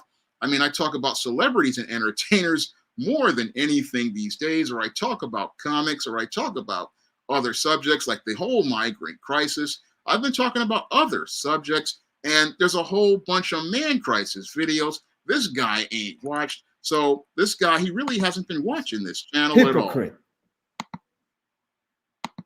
Hypocrite. Could not focus on the product alone. But I see that none of us in the West are really allowed to focus on the product alone. We have to engage in all this madness. We have to say what we say. We have to put ourselves first. And you might be in the firing line, but if you just put your product there first, no one's going to give a damn about you. Those who will give a damn, guess what? You're not going to sell enough. You're not going to sell enough to live off of it your whole life. It's not going to happen. It's not going to happen. If you get sick and you can't draw, what's going to happen then? You broke your hand, you can't draw. What's going to happen then? These are the realities that Coffee Comics brings to the table and that we must consider. Enough with walking forward blind. Let all the blind bats that are still here lurking, and those whom I've blocked, I'm going to block you until there's none of you left, because there is no helping such people. There is no reformation of your minds. Your minds are jacked. So at the end of the day, I see now that, you know what? I didn't want to do any more videos like this, but let's face it, man. We live in a dysfunctional world right now. People want stuff like this. And even though they might hate me for saying it, they can't get enough. And what I get out of it personally, really, I don't get no cash out of it, right? I mean, yeah, I sold some copies. Thank you to those who bought Bloody Hell Remastered Volume 1. I appreciate it. It's still available, digital purchase if you still want. But ultimately, what I get out of this is that I just cannot live in a world where we all pretending everything is fine. We're all lying to one another. If you're a liar and a hypocrite, get the F out of my face. I will call you out. I will dig stuff. I was out of your face for 3 years, dude. I mean, I wasn't even around you for 3 years. You were the one who came to me on Facebook, and I showed everybody on Facebook that you had come to me on Facebook. I mean, I got the receipt right here that shows that you came to me. I mean, I got the receipt that shows that you came to me on Facebook. So you were the one who said, hey, bro, it's been a while. Can I interview you on my channel about the level of complaining in the indie comic space? I mean, if I was in your face, it'd be a different story, but you were the one who came to me. Stuff on you, I'll dig and I'll find your old stuff like this and show you that you're a hypocrite. And show you that you could have changed course, but you beta males go and dig up dirt. This was what the late David Carroll used to say. He said beta males, when they can't win an argument or be able to present their talking points, they go out here and dig up dirt. And this is exactly what this dude is doing here by going to these old videos from 12 years ago. He's digging up dirt, and this is textbook beta male behavior. But you chose not to. And white people, and I don't get it. And I'm looking. I didn't expect to branch into those markets until much, much later, but it seems like I'm branching into them now. I've been trying to reach African Americans for really over the past 10 years, but it's like a brick wall. I don't know what they want, what African brothers and sisters want. Imagine, bro. Imagine you spend 10 years trying to get through to these people. They don't care. 10 years. 10 years, and it has made no difference to your thinking? Just like Boogie, who could not handle reality. He decided to go play at their arcade, and Boogie now is 50 years old as well. And he can't deal with the fact that he messed up his life, so he's going to continue eating KFC and remaining at the arcade, right, until he dies. I see that there's a great fear for those in America to live in reality. And because there's so many distractions, Netflix, KFC, Street Fighter tournament, Tekken tournament, an uninterrupted supply of dopamine through the electrical grid that is then used to power up your systems where you can play your games or watch your TV or your Netflix. An uninterrupted flow of dopamine has allowed men in the West to remain children and brain dead cowards like this. Instead of switching everything off, going to the mountains for a week to contemplate what's your next move, you decide to say, oh man, let me go grab a burger and let me just watch some TV and play a game just to chill, just to I don't even watch TV like I used to. Or realizing that I'm not going anywhere. You see, once again, right? Now I'm making a point here. I'm not complaining, I'm making a point. By making the point that I have a legitimate reason, or I should say, by making the point, I have a cap, a ceiling that I can reach here. And I think I've reached the ceiling because of environmental circumstance. It is fine. And that is not a complaint, that's reality. Complaining about it is, oh man, I wish. Wishes are for genies. Wishes are for Aladdin and his friends. This ain't Disney Channel. This is reality. But people like Sean James, who live like a block or two from the gym, it's like, bro, what exactly have you done with your life? Dude, if you live in my neighborhood, do you know where anything is? I go walking all the time. As a matter of fact, I've lost a lot of weight. Have you looked at my recent videos? I mean, I have lost a lot of weight because I've changed my diet by eating fruit and drinking water. And this dude doesn't even know me at all. So he's making generalizations about things he doesn't even know about. You have written books on what to do with relationships and stuff like that, but you said the black man has to improve their image and stuff like that. I mean, this is complete hypocrisy. So I guess he would say Kevin Samuels is a hypocrite too. You read some of the titles here that he made 10 years ago that, you know, people have to improve their image. Bro, have you improved your image in 20 years? You're like 2 blocks away from the gym, bro. This ain't cool. This ain't right. This is hypocrisy. Image is everything. In 20 years, you could not upgrade your workstation, your camera. I use the tools that I have in front of me. Dude, I use the MacBook camera because it works for me. It's easy to use. And why would I want to go out here and buy thousands of dollars of equipment when a laptop camera works perfectly fine? And again, if I want to invest in things, I will invest in them when I have the money. And again, with 75% of my Patreon taken away because of the passport debacle, I don't have the money to go out here and buy fancy cameras and equipment and build a big studio. I mean, this is something I don't have the money for right now. And as for my attire, I'm wearing a Brooks Brothers shirt right now. I mean, I've been wearing Brooks Brothers for a good 15 years. And your audio like quality, Charles Turwitt. You couldn't do that? I have been dressing really in style and stuff for years. It don't look like it. And I don't even talk about that stuff. I mean, Kevin Samuels used to put on the suits and the ties. And at one time, I was wearing the shirts and the ties in the videos before Kevin Samuels came on. But I don't do that because I don't want to go out here and mess up my gear, because I was thinking, oh, I might get called for a job and I may need that stuff. So I don't want to mess up stuff, because I wound up ruining a really nice tie that I loved. And I don't want to mess up my stuff, but I wear nice stuff when I'm doing these shows. I mean, this is a Brooks Brothers shirt I got on right now. I got this for Christmas. So I don't know what this guy is talking about. I mean, good evening, Nightingale Wednesday Nightmare. Glad to see you here.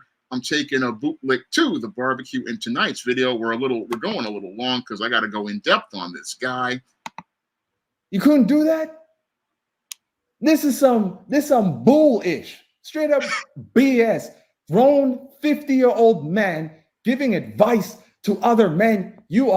I'm giving them advice because those men, I don't want to see them lose their job the way I did in 2008 and 2002. I don't want to see these brothers wind up getting taken off their job. That's why I'm giving them advice. And that's why I'm trying to give them advice, because I have lived life experiences, and I'm trying to give them the advice of those experiences, the same way I would give my son that advice and my daughter that advice if I were able to afford a son or a daughter. I want to share that knowledge with men, and that knowledge has saved a lot of lives. I mean, I have guys who have been coming to me in the street telling me, oh, that live stream and that video really helped me. I've had guys coming to me in the subway telling me that they like the content I create. I mean, if nice content is, I don't really know what I'm talking about, seems to be helping a lot of people, because I hear from people who tell me, oh, that advice you gave me helped me save my job. And I've had other people tell me, yeah, I saw this happen on the job, and they're seeing what I'm seeing here in the West, but I don't know what I'm talking about. 20 years older than me, Sean. What legitimate advice can you give to those younger if you're this much of a hypocrite? You could not invest in better gear in 20 years? In 20 years, I've been wearing Brooks Brothers, man. I have been wearing Charles Derwitt. I have been wearing stuff that's really nice. I just don't play it up and talk about it. No, I don't talk about it because I want people to see me as a person and not labels. I mean, it's not like Kevin Samuels who's trying to sell you this high value nonsense. No, what I want to talk to you is the truth. And I don't want you focusing on labels. I don't want you focusing on golden fleece. I want you focusing on my message. And it's clear to me that this guy hasn't really learned anything, and he won't learn anything because he's basically stuck in his own world where he believes he's a god, and he's a false god who's idolizing himself. You could not realize that it's time to change the market, change to whom you're selling to improve your life. You chose not to. You chose to commit yourself to garbage, to a ghetto that don't care about you. I'm pissed today. Black community is not a ghetto. A ghetto is a social construct of white supremacy. A community can be whatever we imagine it to be and envision it to be. We have to just get our minds out of seeing the world through a white lens and see a community with standards of our own. That's something that I learned when I was writing my first John Haynes book, and I was talking about the psychological ghetto. And you have to get your mind right to get out of the ghetto, because the ghetto you need to get out of is the one in your mind, not because that's how you change the place around you. Because once you change your mind, you start creating standards for yourself. And when a collective of brothers and sisters create a standard for themselves, they no longer live in a ghetto. No, they live in a neighborhood. That's what happened with Black Wall Street. That's what happened with Sugar Hill. Those Black people came together and created communities. And that's how you create a community, because a community is how you see it. I'm legit pissed off. This is absolutely unacceptable. Unacceptable. If this is it, like I'm putting my foot down. This is the end. Sean James was the final nail in the coffin, in which now I see there's no hope. There's no hope for men anymore in the West. It's completely done. Not that there's any hope in the East or in Africa, that everybody's crazy. I see now that the next best thing to do. He's Arkham certified. Everybody's crazy. If everybody's crazy, then, and you're the sane one, that's the sign of insanity if you really think about it. Because if everybody's crazy and you're the only one who's sane, that is the sign of insanity because you're the only one who has your own logic. Really, is that I don't actually even know. Aside from that, if you're not an idiot, right? If you're not emasculated, you haven't had your bits cut off, you're going to have to stay on track and stay away from people like this. Do not listen to people like this because they're hypocrites. 20 years, man. What the hell have you done? And what type of stories I should sell to them? Okay, what have I done? Again, I have written over 80 books. I have gone out here, built my own publishing imprint. I have gone out here and written everything from fiction, nonfiction, and even comic books. And I've gone out here and worked with comic creators. And I've gone out here and sold a couple of thousand books. I mean, I made a lot of progress in that time. I may not have had the bestseller like J.K. Rowling, but I have gone out here and put in that work as related to a career. I mean, I've learned the craft of novel writing, screenwriting, and comic book writing on my own. And according to some people, I have the same education as somebody as a master's degree from the Columbia Publishing course. So I've done a lot in 20 years. How much has this guy done in the little time he's been in the world? Critical question I'd like to ask Coffee Comics after he gets off the caffeine high he's on. I ask myself, do African Americans really want positive stories? No. About the African American experience? No. Or do they want street lit? Yes. Is that what I should be promoting? But I don't want to promote street lit. Because I feel that's really negative and self-destructive. Then it's just something I'm pondering. I don't know if it's time to change course. I mean, the scary thing for me is if I go out and try to reach these other audiences which are buying my products, I'll be branded a sellout or an Uncle Tom. I mean, imagine that. You're so afraid to sell a product to any human being who cares just because a bunch of dumb niggas in the street who can't read are going to call you a sellout, but you. Okay, I got to check this dude right here. He's calling our people the N-word, and I ain't going to allow no foreign-born black to call our people the N-word. I mean, again, this is disrespect directed at us by a foreign-born black person, and this is disrespect I'm not going to allow. I mean, yeah, I want to sell to black people, and again, you can sell to people without selling out, and I was able to do that in 2018 when I started making appearances on Obsidian, and I was starting to build momentum, reaching black people, and I know it's possible to sell to black people without selling out, without compromising your message, because if you sell to everyone, what's going to happen is these white women who are a part of the publishing industry are going to want to change your message, change your narrative. I mean, this is what was presented in the movie American Fiction. They only want to see a certain type of black person, which is the hood and the streets, but that is not who we are. Just like American Fiction showed us, this is not who we are.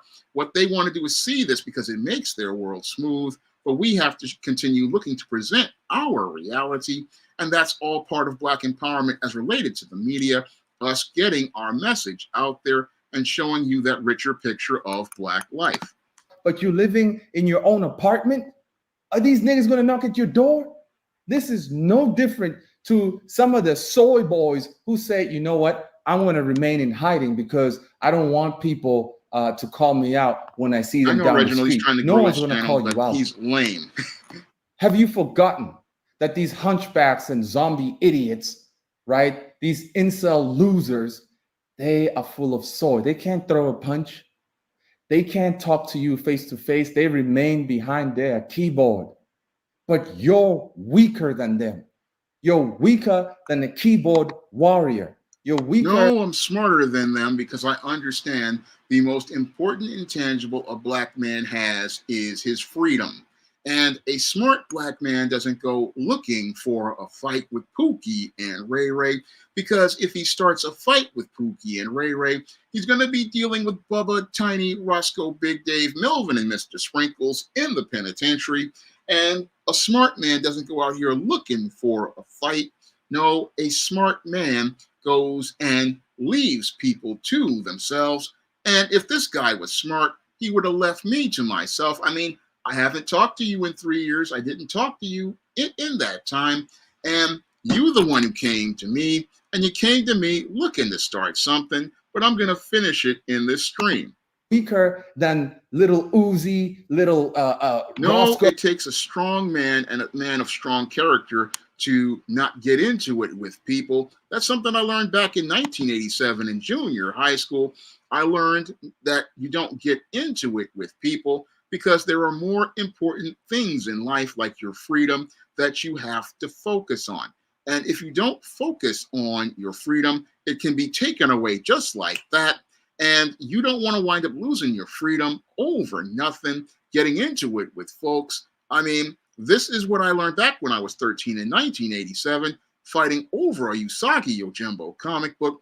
And that comic made me think twice about getting into it with people. And again, smart guys don't get into it with Pookie and Ray Ray. They go out here and look to build. And I would rather go out here and build rather than get into it with people to try to show how tough I am. And again, this guy, all emotion, no critical thinking, and just completely dysfunctional all around. Roscoe and Pookie and Ray Ray. Pookie and Ray Ray be killing each other deep south, and you're not even there, Sean. And you were worried about that? A grown man worried about what Roscoe and Melvin and little Pookie are doing to each other, like in the deep south or far from you? Are you kidding me? They're not even supporting you. They're not even paying your rent. This is insanity, an allegiance to dysfunctional people, a fear for dysfunctional, weak, floppy, pathetic people. It is just appalling to witness. You, Sean, you are not a son of Messiah. You are not a son of Messiah. That's not what the Most High tells me. I mean, according to the Most High, if I believe that Jesus is the Son of God and he was raised from the dead, I have received his gift of salvation. I have received his inheritance, and I am an adopted son of God. So this guy doesn't even know the Bible, and he doesn't know anything about the Bible and what it states. So this guy, again, is in his own world with his own religion. He doesn't have a relationship with the Most High and the Messiah, and that really shows by that whole dysfunctional statement he made. You are a weakling and a coward.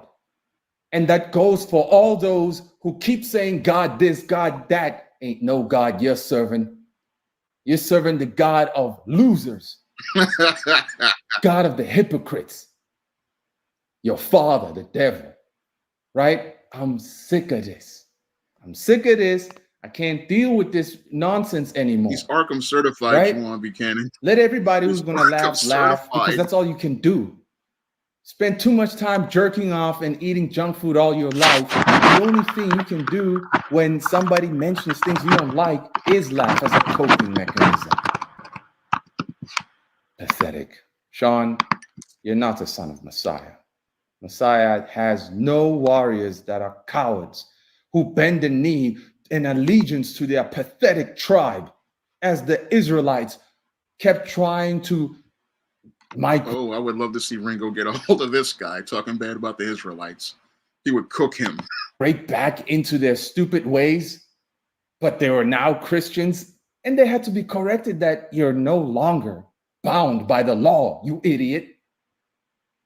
But look at you, Sean. Look at what you're doing. Binding yourself to a dysfunctional horde of people who don't give a damn. A free man, black, white, green, yellow. A free man is he who can decide what he can create and whom he can sell to. That is a free man. That is a free person. A slave is Guess he has not seen that episode of Bel Air where Jazz tells Will how Hollywood can change you. And as somebody who has studied the entertainment industry, I can tell you it'll change you like that. And if you think, oh, I can sell to anybody, oh, yeah, you think you can do that. And I can tell him from experience, when you have that mindset, what's going to happen to you is you're going to become a sellout. And the scariest part about selling out is you never know that you even did it. That's what I learned working at Strive over 23 years ago and saw that organization change as it went from local to national. The scary part about selling out is you never know that you did it and you never know how it happened. You just have this desire to make compromises, and then eventually those compromises eat you up. And then once it eats you up, you're basically gone. Is he who fears what his tribesmen are going to say if he does what he wants to do for himself as an individual while he suffers as an individual. All that individualism will get you jammed up. And this is what happens. You turn into a hunchback. You literally hunch over. Sean, you a hunchback. Sorry. We did good business years ago, man. I'm sorry. I won't be doing business with you anymore. That I had to make this video about you, but you're a grown man. You can handle it. But you're not a son of Messiah. You're a coward. You're not a son of Messiah. You're a tribalist. You put your skin color and your blackness above truth, above freedom. And that is disgusting. You make these videos about the double-minded Negro, but you are one. You say why you write African-American stories, and it's the same rhetoric because I never saw black people in the comic store. It's the same BS. How come people here, most Africans, we don't think like that. We don't care. Is it because in America at the time, there were too many white people walking around and somehow you felt bad? You serious? That's pathetic. That is seriously pathetic, man. Like, we're human beings. We're all human, aren't we? We should be trying to inspire each other with inspiring stuff. If these people don't want your inspiring, positive stuff, don't sell to them. Leave them alone. Leave them alone. I had to make this video. And this video in particular, the insanity of black people doing the exact same thing. You're one of them. You're one of them. If we go to his Twitter, this nigga crazy. Bruh, like every hour on the hour, okay, not every hour on the hour, but every day, dude retweets his product. That's nice and all, but this is not how you do marketing, bro. I mean, by now. Okay, dude, how do you do marketing? I do marketing on social media, not only on Twitter, but I also do it on YouTube, and I also do it on other social media platforms like Facebook. This is how you get the product out there in order to let people know that it's available. Over 20 years, you should have learned a thing or two about marketing, but it wouldn't matter anyway because you're trying to sell to people who don't care about your product. You're limiting your access, limiting your reach. What nigga in the hood gonna buy this janked looking character like this, bruh? This looks like Lurch from the Addams Family with a hammer and his blood. Okay, dummy. This was done by a great artist, Mike Williams, who's a personal friend of mine, a man who I have great respect for. And this brother has put in this work on the Godbreaker cover. He did this for me. And I have great respect for Mike Williams. I'm not going to let you disrespect Mike and all of the work he has put in on these covers, because if it wasn't for Mike suggesting this to me to do the John Haynes series, there wouldn't be a John Haynes series. Now, the John Haynes series, Mike came to me because he said that there was not enough stories about black manhood and black masculinity. And I decided, okay, I will bring the John Haynes character back because, yes, we do need some stories about black men that show you a strong heterosexual black man being masculine. And I came up with John Haynes, A Conversation with Death, and it was a huge hit. Now, he's saying that this composition is janky, but this same composition was actually inspired by George Perez's Thor in the Avengers Ultron Unlimited. And he's holding Thor's hammer, and what this image was designed to do was show you an image of a black man taking power. And a lot of people, they get upset about this cover. And it really shows me the difference between a person who's focused on being a bootlick and Black empowerment. It shows me a major difference because the person focused on Black empowerment, what they do is they want to see an image like this because it says, hey, this Black man is taking power. But bootlicks, they hate this image because they hate the whole idea of a Black man being in a place where he's taking power over himself, taking power over white power, because Thor's hammer represents white power, and it scares them to see an image of a Black man taking power. And when they see that title of God breaker, it scares them because it's saying, hey, this Black man is coming to break this God of white supremacy. That's what this whole cover is about. It is an image of Black power, and it's one that really scares a lot of the bootlicks. And I'm finding this is the book. This was one of the worst selling John Haynes series books. And it was one of the worst John Haynes selling books because people just couldn't stand this image of a Black man taking power. It just scared them to the point, oh, this Black man's got power.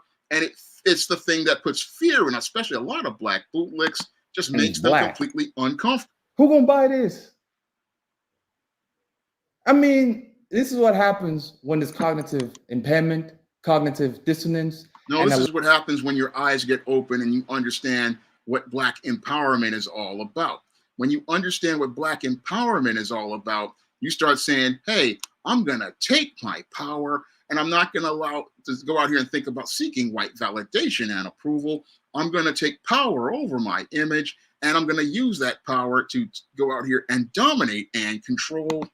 And a lack of self-awareness. You cannot make videos about Black people got to groom themselves, or they got to do this, they got to look better, but you look like a hunchback. You can't do that. You can't do that. Where is the attempt to make your life better overall? Where is it? There's no evidence. You say one thing and you do the other, Sean, the exact same thing you were talking about in this video and in this video of being double-minded. Your words. You say this, but you do that. I am sick of this. 20 years, and this is your website? This is your website, man. This is so 2015. Not even, bro. This is so. Oh, he's hating because this blog actually got 3 million hits. And this website I just keep around because it's a place to just promote books these days, because everything was moved to YouTube. What this guy doesn't understand is that this blog, which was a free blogger site, was so popular back in the 2010s. It was getting 8,000 hits a day. And when I was writing the men's issues blogs, this blog basically blew up to the point where in 2013 I said, okay, I'm going to stop writing and stop giving people content for free, and I'm going to go over to YouTube, start making videos, and then what I'm going to do is start selling the books. And that's what I've been doing ever since about 2013. Now I keep this blog around just to post videos on and let people who do follow the blog continue to find out what books are coming up. But this blog is not something I really focus on too much. I mean, a lot of times if I do write something, it's on the Patreon blog or it's on YouTube's post. But I have really moved on from this site. But when this blog was up, at one time, this blog was really hot. I mean, this is where guys like O'Shea Du Jackson found me. This is where many people found me. But when I started doing YouTube, I just started to move over to that site and started doing content on YouTube because I could reach a bigger audience. This is so 2010. He doesn't even know I left there Outdated about 2013. UI, user experience, outdated everything. And it's designed to be easy to use because a lot of people Come on, people man. don't You know how to know, use it. enough with the hypocrisy.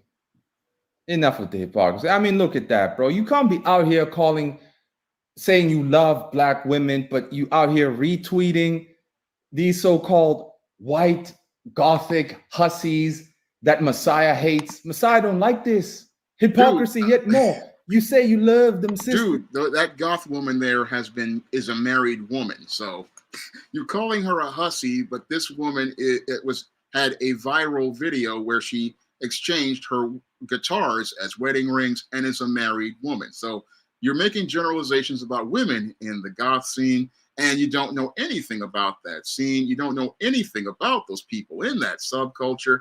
You don't even know that most of the women in that scene are married and have families. So this dude wants to go out here and talk bad about the goth scene, not understanding that I talk about the goth scene as related to the Black community.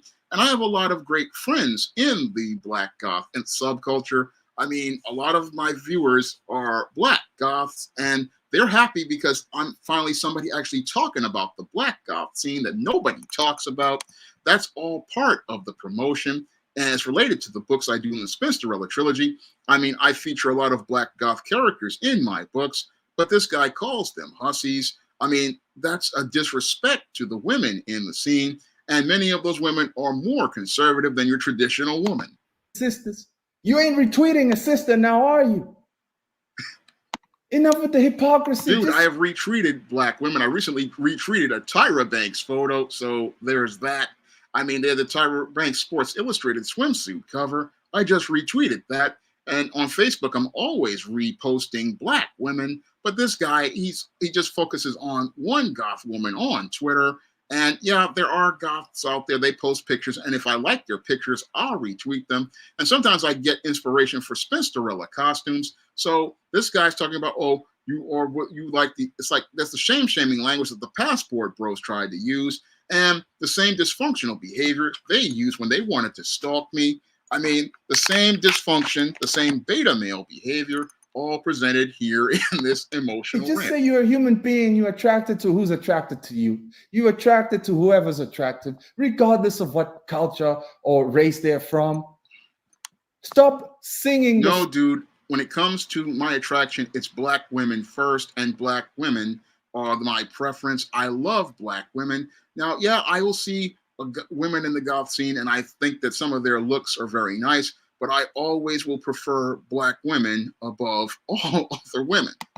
The song of Messiah, when you have people like this gothic antichrist material that you follow and retweet. Dude, do you know that goths are Christian too? That's what I'm going to be writing about in Spinsterella Goth Girl Summer. Something people don't understand, that, yeah, there are goths who are Christian too. And goth is not anything to do with religion. This guy just shows how ignorant he is of the goth scene and knows nothing about it. I mean, he's talking about the same generalizations I see all the time, knows nothing about the goth scene, knows nothing about the people of that scene. I have talked to people in that scene online. When I was doing research for Spinsterella, I talked to people now. It was a goth who helped me get John Haynes at Death's Door out. I mean, I have a great respect for people in the goth scene, and I'm not going to let him disrespect all of those people when I've had great experiences with people in the goth scene. They've been really open and helpful as related to getting word out on Spinsterella, and they've been really open and helpful about helping out with a lot of projects, and I just want to thank them for all their help and support, and I'm not going to let him disrespect all of those people in that scene, because there's a lot of great people in that scene. Wait. We click on this, Sean. We know exactly that this is anti-Messiah, satanic garbage, but you following it. You're retweeting it. You're a hypocrite. If he only knew that I had the Matilda character in that same pose in Spellbound, and it was made for a comedy bit. I'm sick of this. You watch this, nigga. I hope you're going to think about your life. You're half a century years old. And what have you done?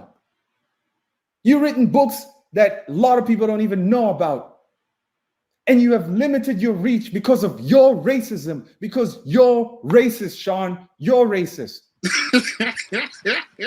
People outside of the Black people can be racist? I didn't know that. I mean, this dude is saying Black people can be racist.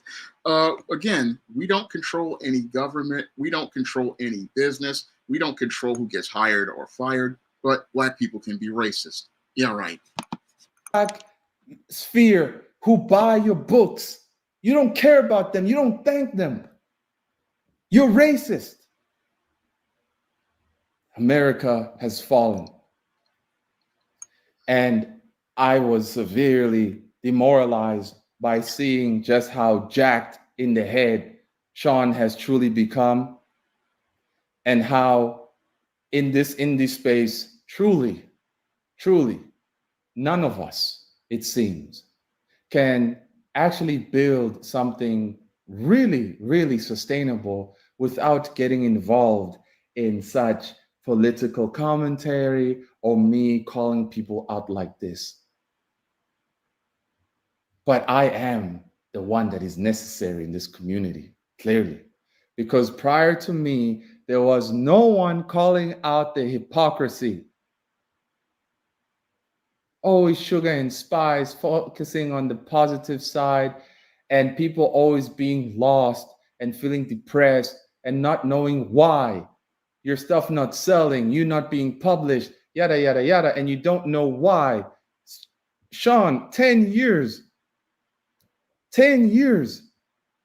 You asked yourself, why don't black people buy my stuff for 10 years? This is the exact same situation people are experiencing in the manga plus sphere, in the whatnot, in the indie space. Hey, I'm doing everything the media is saying, but why isn't anything changing positively for me? Why am I not moving forward? Why do I feel stuck? It's because you're in a genjutsu. You can feel something's wrong, but you can't see that something is wrong.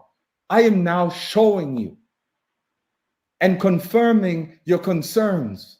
And if you are going to continue to bend over for these hunchbacks and sissified, effeminate men who want to shame you on social media because that's all they can do, they can't throw a fist up, they can't throw their hands up.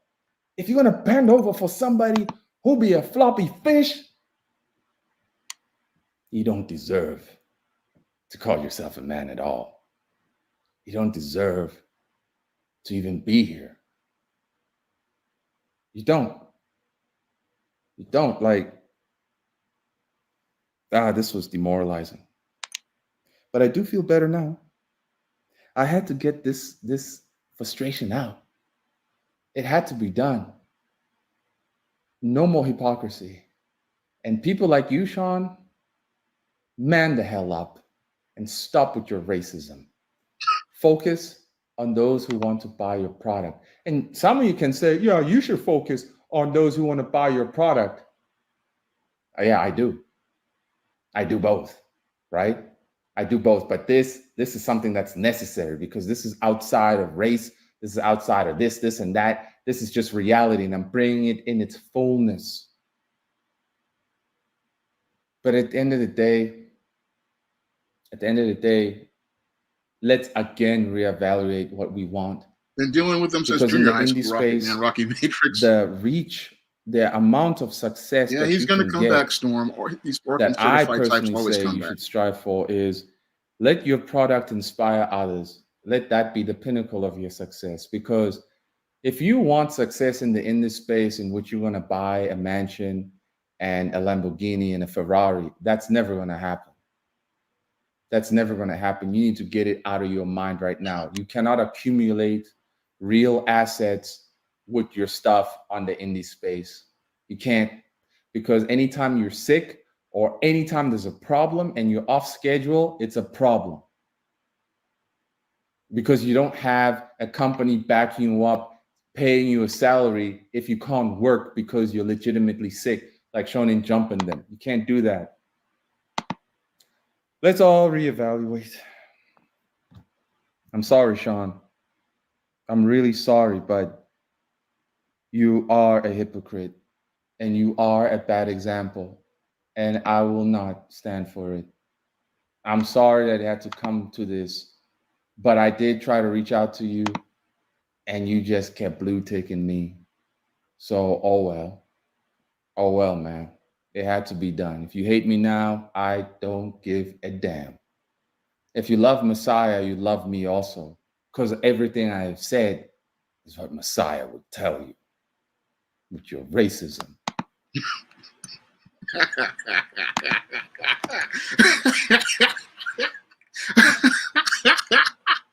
I know this guy is hilarious. I mean, he's talking about I'm a racist. I mean, this dude is Arkham certified. Now, viewers had sent me this video, and I didn't even bother to take a look at it when the brother sent it to me on Wednesday.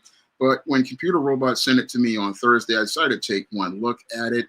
And today, and I didn't even look at it till late tonight, and because I didn't really care about what this guy had to say, because I've developed this kind of thick skin from years of being rejected from jobs and years of being rejected by everything. So I can take this kind of criticism and laugh at it.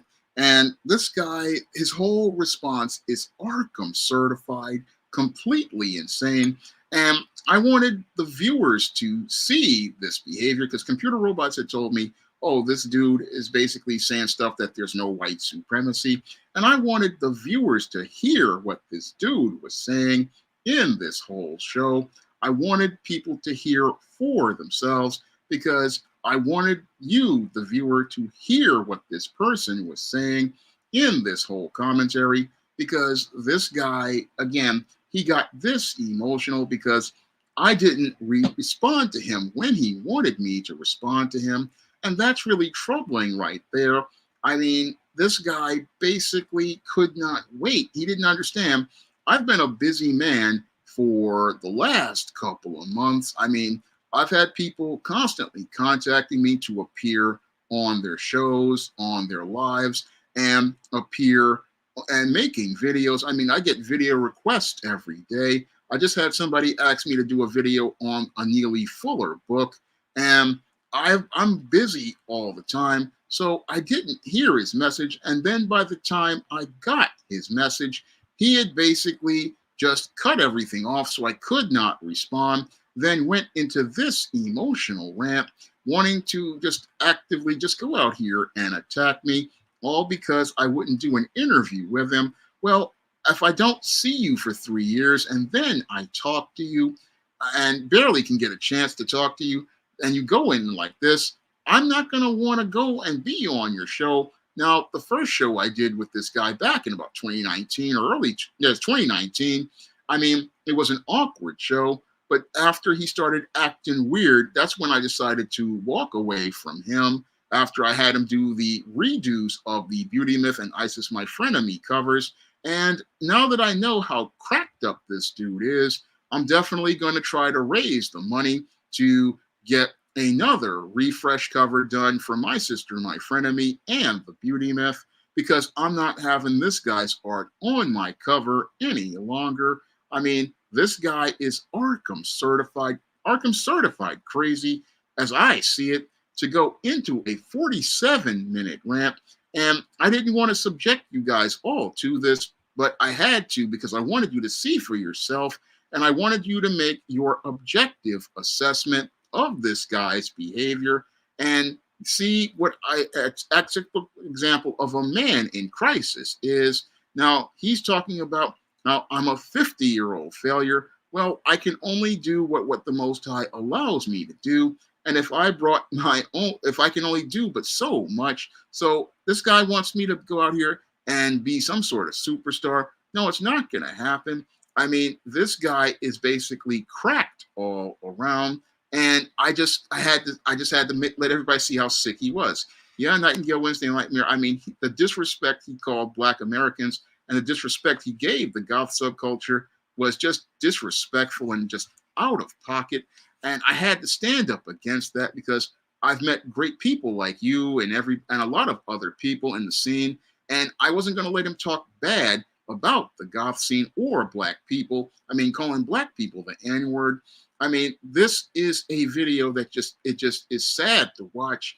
And I could have really gone in and cooked and roasted this dude and showed him for the loser he was. But I wanted people to see the self-hatred some of these foreign-born blacks have towards foundational black Americans. And that's what we see presented in this entire display, presented in this video. I mean, he went into these ad hominem attacks on me, and then even went on an ad hominem attacks on the black race and the goth subculture. And this guy just, again, is completely cracked. And I was just disgusted with all the self-hatred, shown by this foreign-born black who thinks he's in the world of the rainbow until he gets his N-word moment. I mean, he thinks he can sell to everyone, but he doesn't understand that they only want certain narratives of black people. That's why we don't get black goth stories. That's why we don't get stories about black sororities or black-owned businesses. And I'm going to try to sell those stories to black people. And that may be insane to him, but it's something I believe in, because if I go out here and go against my own people, it just shows that's self-hatred. And if I don't try to sell to my own people and put my own people first, then there's something truly wrong with me. I mean, this guy basically is, again, textbook example of self-hatred. And I hated to show this picture to people, but this is what we are up against in addition to white supremacy.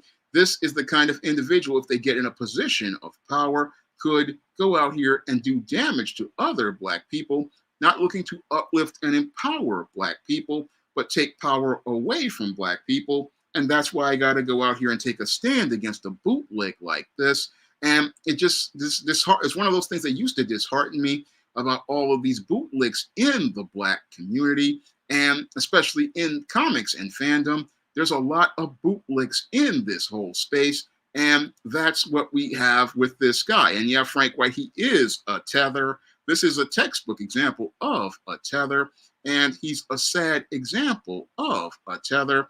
Wants to be with black Americans, but wants to speak bad about us. And with the tethers, we've got to cut ties, because they don't want to see black people empowered. And I'm all about black empowerment. I mean, I've even said this in black and non-black spaces. I am about black empowerment. This is what I've been dedicated since I was a teenager. I'll repeat that once more. When I was 17, 18 years old, I have been dedicated to creating positive stories about the black experience, whether or not black people want them. I mean, I want to go out here and, again, build on the legacies of men like Bill Cosby, Spike Lee, and Robert Townsend, and empowering black people, getting black people to aspire to be better. And my books may not sell millions of copies, but they do have an impact. They're starting to have that impact. And he goes back to a video from 12 years later, but 12 years later, I'm starting to make a little progress, and I got to hang in there and just keep going like the Most High did. And I'm not going to let some South African bootlick discourage me. No, this entire video didn't faze me at all. And if some people have a problem with the way I'm talking right now, then that's their problem, because the way I've had problems with people mocking me and making fun of the way I've been speaking since I was a kid, and it made me go quiet all the way from the time I was about 14, all the way to about 38 years old. That's when I started making videos. And I'm not going to let somebody take my voice away from me. No, I'm not going to let anybody take my voice away from me, because it took me years to get it back. And I lost my voice and I stopped speaking because people didn't like the way I talked. And I'm not going to let somebody take that away from me. So I'm not going to let anybody do that to me. And when it comes to this clown, I'm going to keep going on to keep standing, because we need black men to take power and take power away from bootlicks like this. Now, I'm going to get ready to wrap up tonight's stream, and I want to thank everybody for coming out to tonight's stream.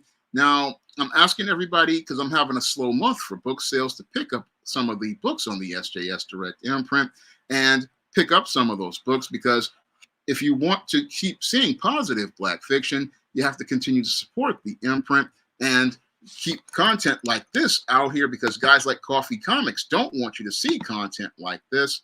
No, they want you to keep supporting white supremacy and keep supporting narratives like Tyler Perry and Lee Daniels and hood and street stuff.